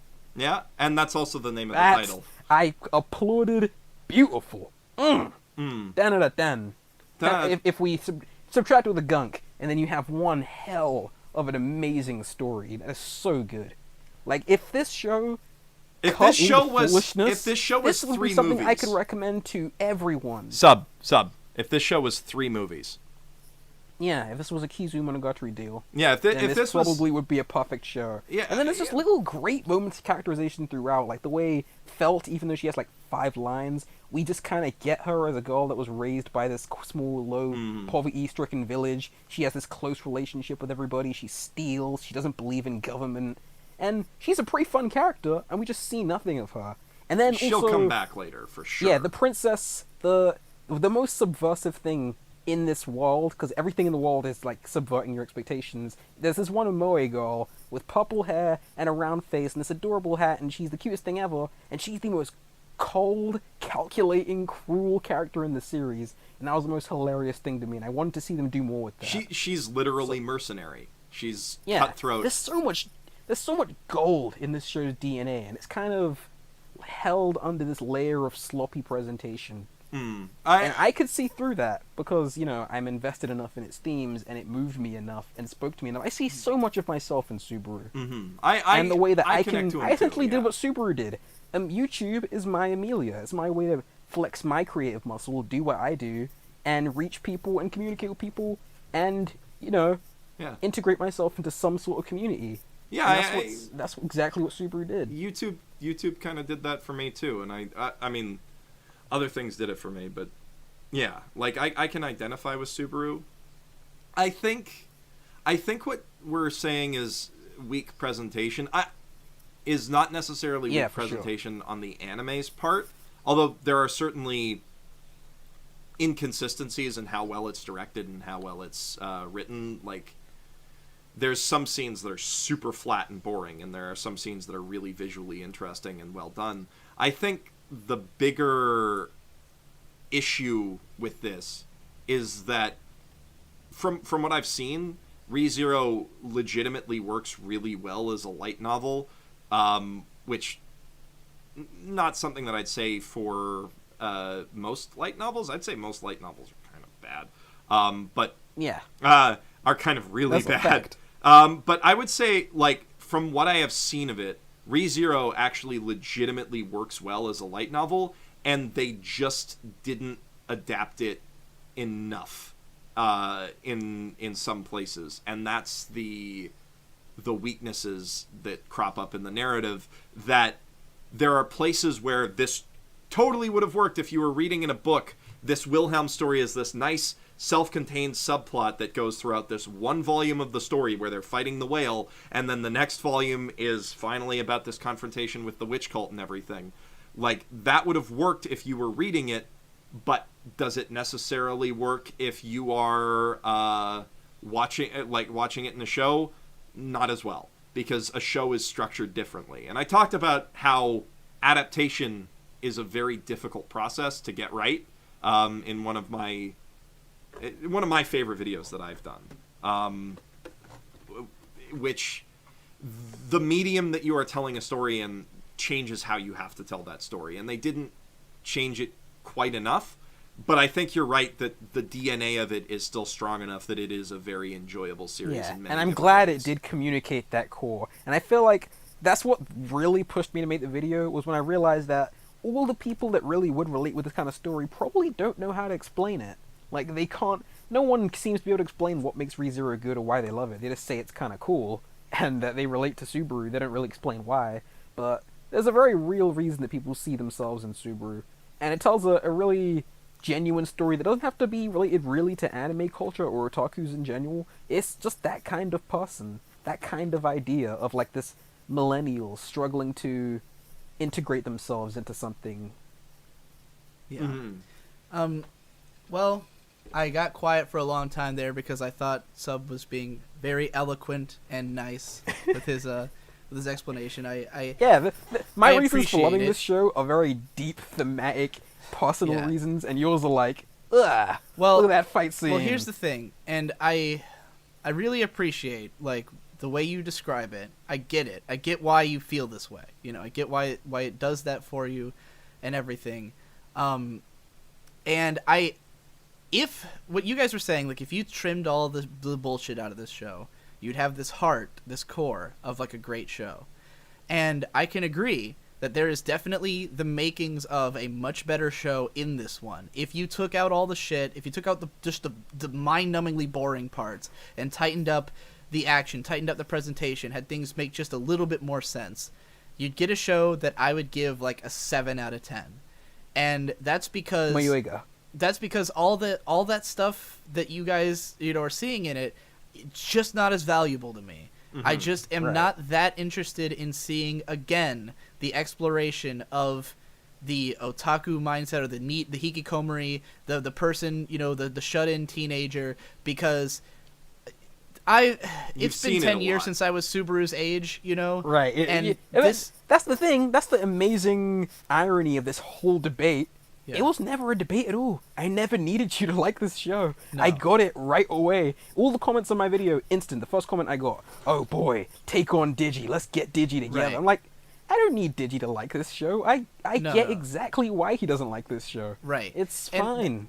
And the As other long way as the around people too. that do like it understand why they like it, then Right. I've done my piece. Yeah, the people who I got some of those people too who were like, oh, you know, Sub's done this rebuttal of your points, and I was like, Sub's video is not really a rebuttal because we completely agree on what the show's about. I just don't like what the show's about, you know, and it's because not just that I've seen it before, but that I don't relate to Subaru in the slightest. I don't really remember what it was like to have felt the way Subaru does, except for in the most repressed memories of like being 16. The parts, like, I would say that if there's anything I relate to in Subaru, it's a part of me that I wish to forget and not acknowledge. You know, one does Right. not care to But acknowledge the mistakes of one's for a lot youth. of the younger as, people Shar that Aznavour literally, said.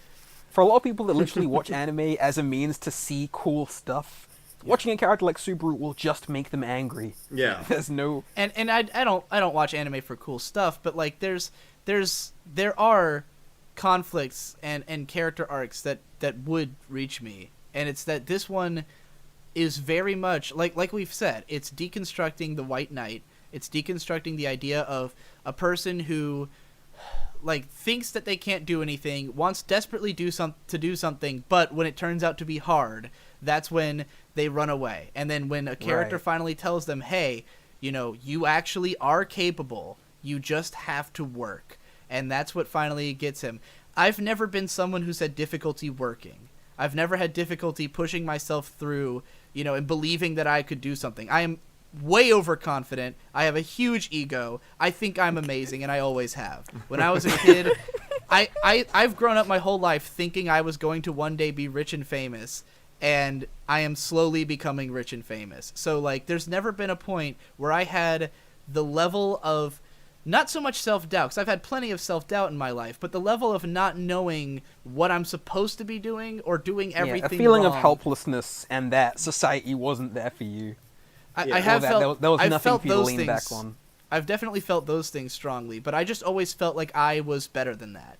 You know, like I felt like the world was failing me, but I was doing my job, and like I was eventually going to reap the rewards of what I was doing. You know, like that if I just kept at it for long enough, eventually it would all work out. And so I don't think I've ever felt quite like Subaru, of like that stumbling feeling of, I think I might be useful to someone and I'd love to be useful to someone, but I don't know how or why, you know. And the closest, I mean, I'm sure I felt more like that when I was that age, and I'm sure if I was the age of Subaru, I'd probably have connected to this show way more. Partly because I wouldn't have seen so much anime. I wouldn't have I would be way more into just cute girls. You know, like I probably would have been head over heels for every girl in this show. You know, I'm desensitized to the cuteness of girls. They're all great waifus for sure. Yeah, I do think the show's loaded with good waifus. And had I not been a person who every season of anime sees 3,000 new waifus and I don't care, you know, like be a show having the best girl in the universe, even that barely does something for me at this point, you know.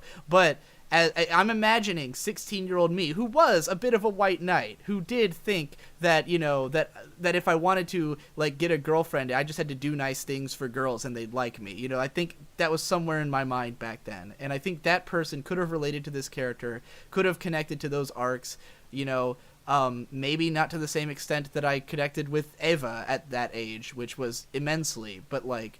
Yeah, Ava's a much more rich show. Like, a show that's, like, so better than this show in every way in my eyes is Haruhi Suzumiya.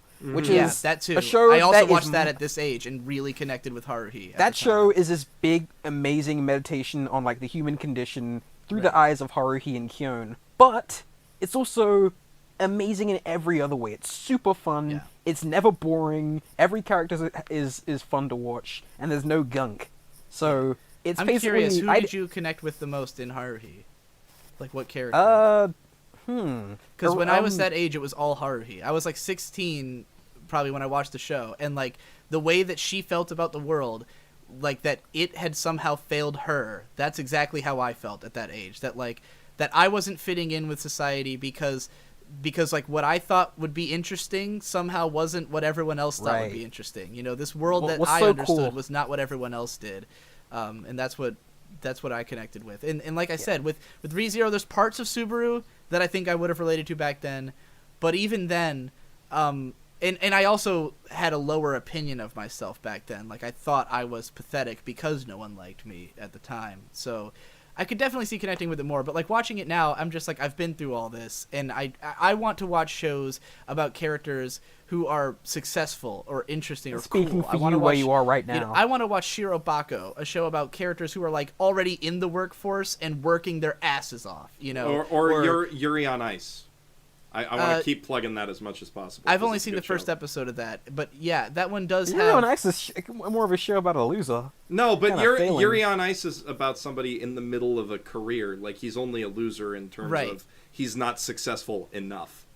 Yeah, but he is actually a talented skater and stuff, you know. And for me, it's easier to connect with characters who are already past what Subaru's dealing with, who are like dealing with the next stage, because there's more stages. Adults. You know? Yeah. I mean, they don't have to literally be adults, but like, and sure, even I guess I do need adults. Mob Psycho 100 is a good example of a show that deals with somebody who's at Subaru's age, basically, and is going through a more adult growth period. Yeah, sure. Yeah, that's a good example of a show that I connect more with Mob, especially because specifically what Mob's trying to do is to become physically fit. And because what Mob recognizes from the beginning that Subaru doesn't recognize is that Subaru takes the whole show to figure out, oh, I have to become what other people want and not like try to, you know, make everyone help me. I have to try to help them. Mob immediately realizes that if he wants people to like him, he has to come to them. He has to become the muscly guy, because no one cares about his psychic powers, you know. He lacks entitlement, which is what, you know, ReZero is all about, beating entitlement out of this guy. Mob immediately recognizes that entitlement's a bad thing. Mob is all about beating the entitlement out of all of its villains. Yeah, exactly. Again, its context is everything. I was talking to Elijah about this, and you guys probably all know that maniac. Insane. So I was talking to him, and he said the same thing Digi said, that all that stuff is definitely in the show, but that's not so impressive to someone that's been watching for a long time. Right. But again, it's context, what Japan is going through right now, how many kids there are like this that want to escape from this regimented, mechanical life that they have to a world that makes more sense. Yeah. And that's what Subaru thought he was doing, but this world, despite looking, you know, otaku-ish, isn't at all. It still works under those same rules. Well, you know what I wish ReZero had that actually would have made it work better for me is just more explanation of what Subaru was like before he entered this world. because we only really understand what he tells us, that he was like this layabout neat hikikomori. And like on some level, if it had just been like half an episode of him sitting around in his room, I would have been like, okay, yeah, I get it. I don't need all this. But I kind of appreciate how he just walks out of a store, blinks, and he's in the other world. I like that. Right, but like I kind of want to know, like at some point in the series, I started feeling like I don't know this guy that well. Like, what brought him to this point? Why did he become a neat hikikomori? Why does he not do anything? That's kind of the world he was born into. That's just kind of. I mean, I've seen pictures of like his parents and stuff, like where there's. I don't know if this is in the light novels or what, but like I've seen on like people posting. There's like a scene where his dad, who's like some big jacked dude, was like like putting him in like a muscle hold or whatever. Like he seems like he's close with his parents. That probably explains why he's in shape. At least is that his dad has like hammered in. You got to stay in shape, but just his life seems so average that it's hard for me to imagine that he's a high schooler, right? So like, is it that big a deal that he doesn't? So he's out of education. Oh, is he 18? Okay, I thought he was 16. Because he calls himself a hikikomori, so he must be like a neat. And he kind of gives off the vibe of being a neat. He doesn't seem like he's that far gone. Like as a guy he's got a good body, he's got a good home life. It seems from what I've seen of his parents. All he did was go through a coming of age. It wasn't anything that strange. It was just a coming of age told in a really strange, immediate world. I don't think people become like hikikomoris just as a matter of course, like by being an average like high school kid, you know. I think you have to have some kind of emotional disturbance in your life. I don't think that's necessarily true these days in Japan with how Japan is, because Japan has become so insular and so opposed to social interaction as like any social interaction outside of high school is just you're not allowed to do it. You are. Which is why high school is like this romanticized magical period. It's also why high school is the only setting in like 90% of slice of life and comedy shows. I actually have a written video that's going to be out in a couple weeks about why there's so much high school anime, like where I break down a lot of these reasons. So I don't want to spoil too much of that. I'm just going to say like my take. Don't say if this is in your video or not, obviously, because I don't want to spoil your video. But like, the only social interactions that people have outside of their current social circles in Japan are when they're in high school, like and college. And in college even, you're mostly interacting with people who are going into the same field as you and will probably be working at the same companies as you. So and they go on these goofy group dates and their weird work retreats where they drink together. And they show these in every anime because that is legit what happens. Right. And it just seems so uncomfortable and impossible. And there is a point for a lot of very normal, pretty well-adjusted people in Japan who just can't catch a break because, I mean, the millennial problem is kind of all over the place, that it's harder to find good employment. And your education. That's because their skills. Your education's not worth as much, and all of that. Eden of the East was a great exploration of this from a Japanese. Yeah, Eden of the East, really, really good series up until it wasn't. That show's sloppy to the point that its themes didn't save it. That's one thing ReZero has. But that I couldn't give Eden of the East. Just don't watch the movies. You'll be fine. No, I've seen the whole series, and it was just 11 episodes of underdeveloped. The themes were well explored, but just everything else was just so underdone to me. It makes me so sad. It felt like a half-cooked show. It's such a shame. Such a shame. Talking about neat, such almost a masterpiece. It's so almost amazing. I mean, any show that starts with a very, very well English spoken fat black cop lady being like, "Yo, can I see your penis?" Johnny. That's Johnny. 10 out of 10. Can I see your Johnny? That's one of the best first episodes of anime for sure. Yeah, but the thing about the neat phenomenon, the hikikomori phenomenon, is that makes it so strange for Japan is that it's not happening to super maladjusted people. Like, it is happening to people like Sato, obviously, but it's also happening to people who just can't catch a break. And they don't have friends to fall back on because maybe their friends are out working their jobs. They don't have the ability to go out and meet other people they can only really stay online to talk to other people, and it creates this scenario where staying inside and not going outside and not really trying to put themselves out there socially is the only option they have. So you see a show like Real Life. Real Life is a good example of a show about a guy who's a NEET, basically almost a hikikomori. That show's great. Getting set back. Real Life, I Real saw Life no is great. appeal of that show. I hated it so much. Ah, I just why thought it was did the you most hate boring that romantic.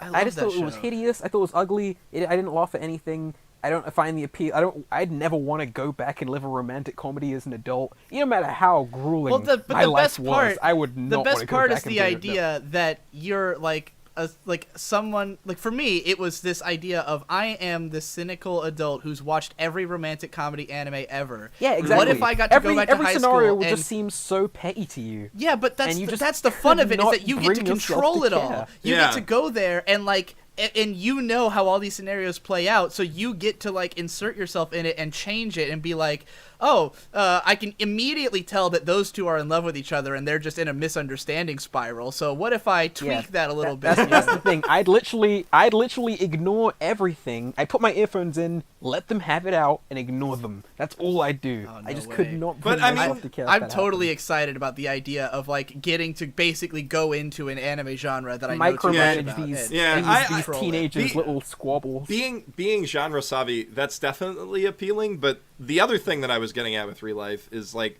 the main character of that, he's a NEET, and he's one of those guys who's like, no, I'm not a NEET, but he totally is a NEET, and that's the thing with the hikikomori. But he had an emotional trauma for why he was. He like did, but he was relatively well adjusted personality wise. He wasn't like a horrible wizard. It was definitely a different reason to become a NEET than most people would think. He was not a NEET because he was like an otaku or something. He was a NEET because something tragic happened and it made him couldn't pull up and he couldn't ignore deal with the world. workforce. Yeah. But I mean, and not everybody's going to have that backstory. There's a lot of people in Japan who just slide into that and are normal, well-adjusted people. Right. And that's. I mean, I can see it. I just feel like with him in particular, I just wanted to know more. I was like, why is he this specific person? Because to me, everyone's actions are determined by their past. What they've been, like what shaped you, what made you this way.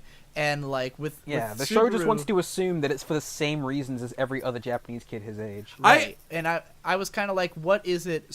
What did he do in high school? Like, what was his high school life like? Did he have like a Sato situation where he had like the one girl he talked to and slept with, and then like. But then now things are different. He just never has found that kind of connection again. Like what? I just want to hear some little story about his life from before he got into the world, and I think that would have made it more interesting, as opposed to the way that he makes it out like nothing ever happened. Like he just sat around at home and did nothing. One thing that's how it feels. That's really how it feels for a lot of people. One thing when you just let days pass you by and you feel like every day is the same. And it's all self-imposed with Subaru. Every suffering is completely self-imposed. Every limitation he puts on himself is completely self-imposed. And that's what it's like for otaku. Yeah. One thing that's And twigging... the second they realize that, it kind of just ends. One thing that's twigging for me, in terms of what Digi was saying,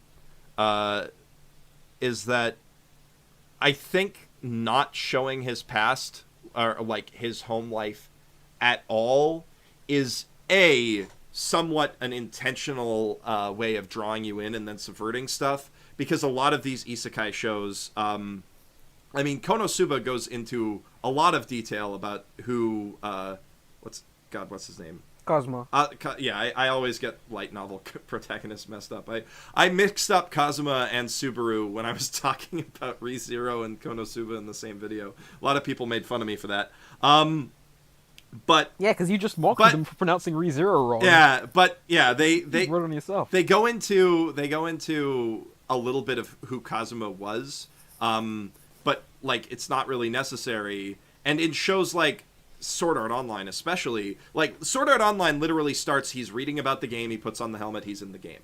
Sao. Well, in and fairness, I think Sao explores the idea that the reason that Kirito is obsessed with these games is that his mindset is the same as the creator of the game, that he wants to escape the real world into a virtual world that is in a way that would be identical to living there. And that's like, you know, the connection he feels to the villain. The reason I'm like, this might sound like I'm defending Sword Art Online right now, but the reason I know a recent phenomena of you defending Sword Art Online. Well, because I have, over time, I've constructed my own better version of Sword Art Online using all the best parts of the series. And so because like my version of SAO would be to just explore that idea of like because there is this really interesting theme that that's in there somewhere. It's just not explored at all. But the idea is that he relates to the creator of the game, and they both want to know what it's like to function as a living human in a virtual world. And so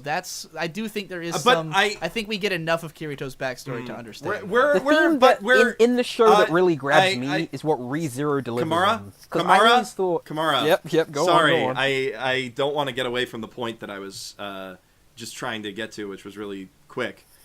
Which is, you know, you do get a little bit of Kirito's backstory, enough to understand. And I would agree that, at least yet, because I don't know if we ever go into Subaru's backstory in ReZero. I mean, there must be a reason they have all those pictures of his family. Yeah. There must be some flashbacks that happen later in the light novels, I would guess. But I think that the reason that it specifically starts without any context as to who he was, is that he is he's a cipher, and the viewer can project whatever they've experienced onto him. You're supposed to think that until he's not. It's because that's part of the show's subversion. Is you're supposed to think that he's a cipher, like what happens in Gate, like what happens in most isekai stories. Gate is the perfect example of everything that I can imagine someone hating about this kind of show. Like, he's an otaku in that show, but for no reason. Like, the thing I hated about ReZero at first was he was just making... Let me make a couple of clarifications real quick, because I keep saying that, you know, I don't like ReZero, but I've also said it's not bad. ReZero is infinitely better than Gate. Yes. This is not a contest. This show is so much better than Gate. It's in a different class of show from Gate. Gate is one of the worst shows ever made. ReZero's okay. Gate is like... Gate actively makes me want to kill myself. ReZero is just everything I hate about modern anime, and Psychono. ReZero only makes me want to kill myself insofar as, like, I'm bored, and when I'm bored, I start thinking about, you know, the heat death of the universe, and then I could be. No, Gate. So Gate's a show that you would like write about on your suicide note, whereas ReZero is something you tack onto the appendix. Responsibility. My suicide note will be just watched Gate. I'm done, and that's it.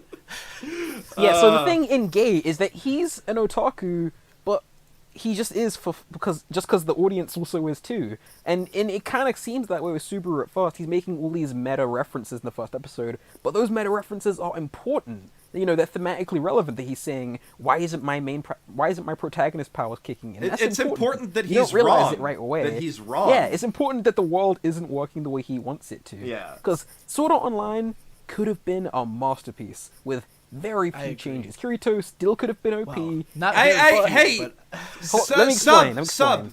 Sword Art Online is a masterpiece with very few changes. You just have to watch Something Witty Entertainment, Sword Art Online Abridged, which you can check out. Yeah, I've been told that a lot. So all they need to do... They're my friends, so I'm plugging for them right now. If you're listening to this, check out... They make way more money than any of us do on Patreon. They don't need the plug. We don't need to plug SEO or Bridge 2 hours into a research podcast. Yeah, so... Plugging is what I do, sub. Okay, continue. I know, it's your instinct, I know. But we're reaching critical mass on that, by the way. Like, at some point... You'll just become an ad. I'm planning. You'll become a walking ad, and you'll be able to get past the ad blocks. You're gonna lose your ability to say normal words that, like, you know, you're just gonna be like every sentence you say is gonna be like, which is on Crunchyroll, by the way. Like, that's... Wait. With this link over here. Wait until you see the brilliant Horseshoe Saga ending that I have planned to my Shilling arc. No. It's not that smart. I'm not smart. I'm not as smart as Jesse, but none of us are. So I don't think this, you're gonna this make an hour and I 45 noticed a minute long parallel. video either. A parallel between ReZero and the Horseshoe Saga in that he kind of builds this labyrinth that he can't escape from. But anyway, SAO could have been, like, great if it just acknowledged the fact that it was this escapist fantasy, and Kirito didn't want to let it go. Like, he acknowledged the fact that the world... That actually does happen. It's just that the show doesn't present it well. The show doesn't acknowledge it. It doesn't Sword acknowledge Art it. Online It's just so 2 messy. Sword Art Online 2 is like a show about like the post-traumatic stress disorder of having been in a virtual world and like realizing that there was bad elements to it and like what am I and then he sits down with the nurse and she's like it's okay and then he's okay. Right, but what I mean is that it's so close. What I mean is there's that so much there. They could have had it so that Kirito in the game when he's married to Asuna, he realizes everything's perfect. Why would I ever want to go back? But of course, Asuna wants to go back, and this causes a feud between them because he really isn't doing his best to make them go back because he knows that this world exists just for him, and this is a world where he's on top of But instead things. of that, and it acknowledges the fact that he's a loser in the real world because the show doesn't really do that. But very instead much. of that, 'Cause the then, writer does in the second arc. He goes back to the real world, and his sister still loves him. Yeah. So it's like the real world is just the game too. Yeah, but instead of that, the theme of Sword Art Online becomes that reality and the virtual reality are exactly the same, and there's no reason to... Yeah, and they're both completely fictional and meaningless. And they do pretty much the opposite of what you're pitching, in that... Yeah, that would be such an interesting idea. It'll be a way for the audience to kind of reflect, and that's what ReZero kind of delivers on. But yeah... Subaru wanting this world that makes sense, but it doesn't. It's just as messy as our world. But what I'm saying about... Just in a more immediate way. What I'm saying about SAO is they do the opposite of that. Asuna becomes trapped in the virtual world, and he has to go save her, which is so completely fucking opposite they make it as to any simple point as that they possible. could possibly have about that. SAO's bad. I think SAO wanted to make exactly the point you're saying, and it's just incompetent. Yeah. I don't think SAO... Either he pushed out halfway through, what the great or he just tragedy had of no SAO idea to what he me was is doing. that I think all the ideas are legitimately in there. I think that show actually has great ideas and is just sheer incompetence that kept it from executing. The only problem is that Reki Kawahara is a hack.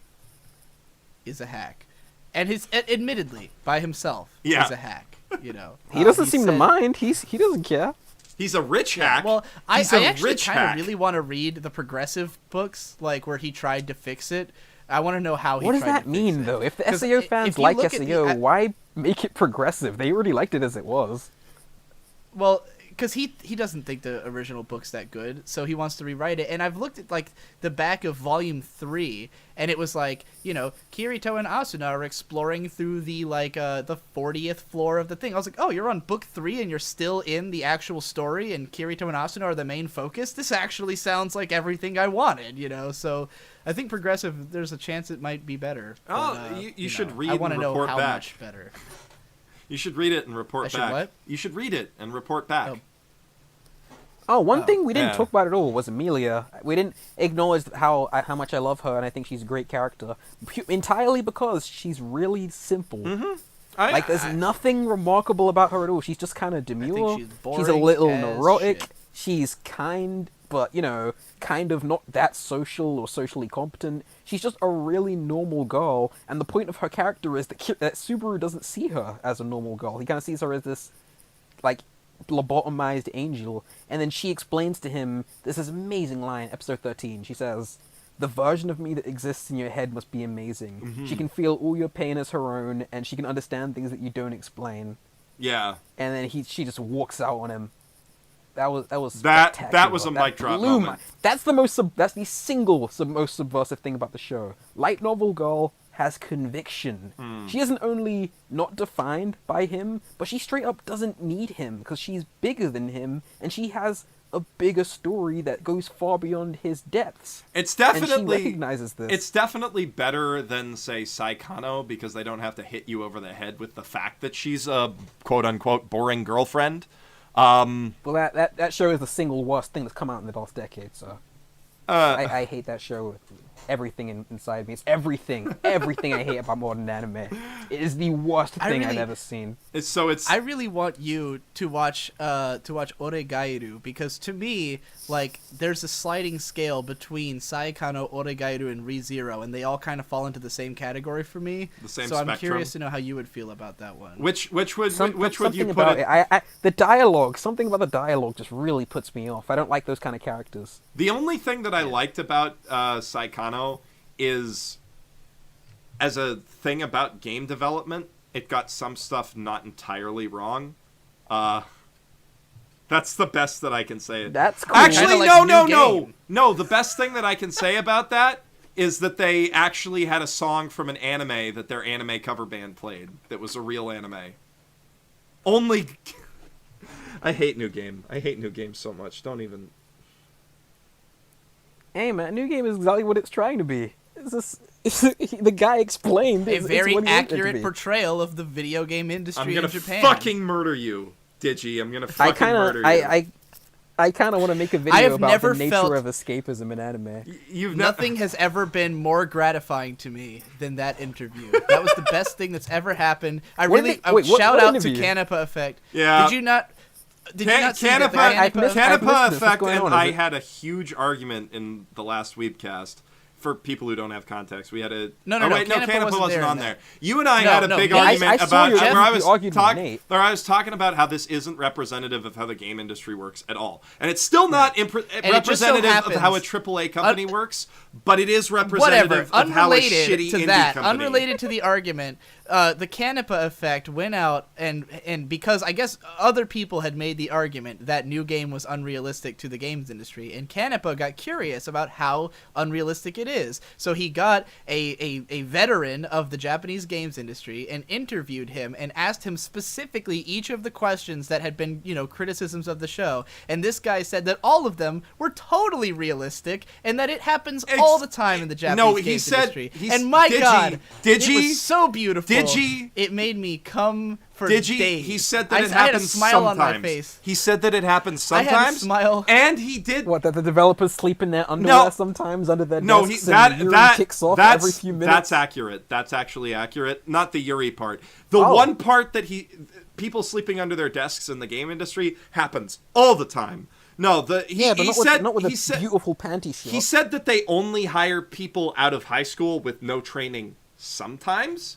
But it happens. But it does happen. The thing that you said was absolutely unrealistic. Because it is absolutely unrealistic from a Western game development perspective. Okay, I will admit that I got that part of it wrong. But my favorite part of that interview is he's like, he just asked, "What's the one unrealistic part about it?" And he's like, "That it's all girls." That it's all cute girls. Right. Yeah, that's all cute girls. It wouldn't all be cute girls I've at a seen game New studio. Game, and the show knows very well that it's not realistic in the slightest. But here's the exact quote. Callum asks, "Is it true that new recruits will be taught 3D animation from scratch like Aoba?" And he responded, "For new grad hires in Japan, this is pretty common." Pretty common. In Japan, okay, you know what? I will admit. If you want to get an entry-level job working at a development... I will admit, on air, balls exposed on that stream... you were horribly wrong. About Japan. Everything that I said of course is still about true Japan. about That's what our argument was that you were wrong about in Japan. Fine, I was wrong. My balls are all over the fucking stream. I'm gonna put an image of my balls on this video right now. And on that note, who won the debate? Did we win the ReZero debate? The answer to the winner in this debate? The winner in this debate is everybody who wanted to see my balls. Balls. No, literally no one. It's a complete failure. Nothing was accomplished. Yeah, okay. I think the conclusion of this debate is that ReZero is a well-produced, reasonably good show with themes that are interesting to some of us and completely fucking boring to Digi. Right. I think the show is we can all agree amazing in a lot of ways. Yeah, I would say we could all agree. Yeah. I think we could all agree that this is a show that has some problems that we all recognize, that I don't think anyone would question, that there are some things that are wrong with this show. That horrible black filter. Yes. Horrible black filter, pacing all over the place, stuff that just didn't need to happen, spinning its wheels at times. I think most people could agree that those are all problems. I think there's lots of stuff in this show that will be a problem depending on who you are, but I don't think there's anything in it that's broken. I don't think it's fair to say that this is a terrible show in the way that you would say that Gate or Sword Art Online is a terrible show. That's not fair. It's not worthy of comparison to those. But if you're not interested in what it's trying to present, it will do nothing for you, such as myself. Right. It will maybe I'm so interested in those central themes, and I think it communicated like its core beautifully in a way, using a format that I didn't think it could. It's meta to the point of like absurdity, to the point that it's embodying that kind of story while also decrying it, and that's so cool to me. And the fact that it just stars this really thorough, humane character and this big web of him slowly realizing what it means to be a decent person and all the real rewards that you can reap from being a good person, as opposed to being a light novel hero. I enjoyed that stuff too. I consider it like a solid 8. Yeah, what I took away from it is one part I enjoyed the textured world building. I enjoyed a lot of the visual direction, which is, again, something that's important to me, good direction and good editing. When this show is good, it's really good. And one thing that we didn't touch on, I would say that it had pretty good music. I would say that it had... Yeah. That's the only song I remember. I mean, that's a really good sting, but I would say that it had pretty good insert music. All that said, I would probably give this show a B. I would say it's overall a B, overall a silver. Is it silver as a number? Silver medal Is it better than Erased? Silver medal recommendation. Is it better than Erased? I would say that it's about as good as Erased. What did Erased have that was nearly as awesome as this show? The ideas of heroics. Erased Cast 2.0. Erased. Let's go. Okay, we're going into the boy. Erased debate again. No. Let's not do that, please. This show trumps Erased in every way. It's not worth debating. I disagree. I'd say they're on to tour. debate Erased again. Its deep human message and its uplifting conclusion. There's so much good in this show. Here's the thing that Erased has. Here's the thing that Erased has over this. Erased is one of the few popular shows in recent memory that's not an escapist fantasy or about an otaku being subverted as an otaku. I guess that it is not part of either of those two ideas. I know Digi still hated it. Again, I don't think not shit is a good I argument. know I'm not for why saying something not is shit. good. I'm saying that it's an atypical story. Like, it's an atypical approach to a story. It's a story about an adult. How did I forget to mention that when I was bringing up Groundhog's Day loop shows? Because it kind of has an element of that, although it mostly explores it very differently. Yeah, it's more of a time travel thing. I would say Steins Gate is also not entirely a Groundhog's Day type thing. Right. But it has. It's hard to really pinpoint that show's themes, whereas Erased has this very clear thematic through line. Yeah, to be Groundhog's Day, it has. Wait, I mean, ReZero has this thematic through line, whereas Erased kind of doesn't. Erased does have a very clear thematic through line, but we can get into that in another podcast because we'll be here for hours if me and Digi get into it again. I literally don't remember Erased well enough to even say anything about it. Like, I've forgotten everything about it, and I hope it stays that way for the rest of my life. Okay, that's fine. I guess we're done here. Yeah. All right, that's the end of that. Go watch ReZero. It's the greatest show ever. You guys, it's really cool. Remember to watch ReZero on Crunchyroll at crunchyroll.com/basement for a 14-day free trial, and I get money. That's all. And go watch all our ReZero videos. Yes, go watch my video. Well, you can't watch my video about ReZero right now because TV Tokyo took it down. Those motherfuckers. But when it's back up, watch my video about ReZero. Definitely watch Subsonic Sparkle's video about ReZero. And definitely watch the Plebe and the Weeb episode about ReZero. And support the Plebe and the Weeb Kickstarter so that I can get a first-class flight out to Virginia, please. And thank you. How far along is that thing so far? It's still got 28 days to go, and it's like 3 times its funding goal already. So Damn. It's like 6 times its funding goal. is it already? What's it at right now? Its funding goal was only $1,200, and it's currently at $6,300. Wow, that's really good. This is clearly a successful Kickstarter that you guys should be part of and be excited to be part of. And please give enough so that Digi can bump me up to first class. Thank you. I'm not bumping him up to first class. God damn it! You have to bump me up to first class. I'm shilling so hard for you. You got to at least do that for me, We can make buddy. $1 million, and you're still gonna fly in the luggage compartment. You better at least get me exit row. That's an 8-hour flight, and I'm 6'6". Those Canadians and their free healthcare and their high standards. I've never even seen a first class fight outside of a Casey Neistat video. I flew first class down to VidCon actually, just through a free upgrade. Amazing. Drowning in sponsorships. Drowning in sponsorships. You guys both cut out for me, so I don't know if Digi's saying something right now. I've been having like pretty weird like connection, so it's probably best that we just end this now. Yeah.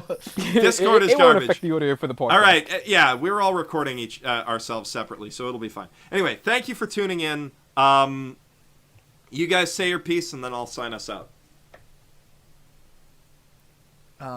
Instead of watching ReZero, watch some good stuff like Planetarian or Mob Psycho 100 or Ama Amato Inazuma or Showa Genroku Rakugo Shinju or Bakuan or Haven't You Heard I'm Sakamoto or any of the other better shows you could have been watching. Yuri on Ice. Watch Yuri on Ice. Like Miyoiga. That excellent Yuri show, on Miyoiga. Mayoiga was fantastic, but let's not... I hated Miyoiga. I'm kidding. I don't get the appeal. I like Mayoiga. Mayoiga is hilarious. I just thought it was retarded and insane. I didn't get it. Everybody hit your pause button and let's start up the Mayoiga debate podcast immediately after this. I have nothing to say about it. That's it. All right. It's just boring and The stupid. great None of the Mayoiga characters are debate. likable, and that's Let's it. do this. No, all right. I would agree with all of those suggestions that Digi just gave over ReZero. Because while I liked it, and I think it had some hype moments. I think I might be the biggest fan of the show here. Because the show just communicated something so genuine to me I mean, that I haven't seen before. I think that the middle ground between you, me, and Digi, like I'm sort of between you two, but I think that middle ground relates perfectly to our ages. Oh yeah, here's another cool thing. The day I posted that video, the very next day I stopped being in NEET. Yay! Isn't that something? Oh. Because I finished school in summer, and I've been looking for work, and literally right after I put out that ReZero video, I stopped being in NEET. It was fate. So that just adds like an extra Where are you layer working? of at a grocery store. And technically Patreon, I guess, because I have a Patreon, so I wasn't really in NEET, but... Well, Yeah, isn't give that us cool? Patreon Isn't money that something? every- Yeah. Oh yeah. Go That's give us Patreon go money. to patreon.com/ Not Digi, though. He has enough. Give me Patreon Yeah, go to money. patreon.com/subsonicsparkle and patreon.com/mothers basement, and not to patreon.com/digibro. Yeah. All right, That's we're all good here. yeah. All right. I think we've said all that we need to say. That was a good debate. I'll see you guys on the next Weebcast. Thanks for tuning in. We're going to be doing a lot more Weebcasts in the future. I'm going to try and make it a weekly series, and I will be updating my Patreon tentatively to reflect the Weebcast as opposed to other content on my channel. So if you're a patron of me, check out the post on my Patreon where I talked about those potential changes and give your 2 cents. Thanks for tuning in. I'm Geoff Thu, professional shitbag, signing out from my mother's basement.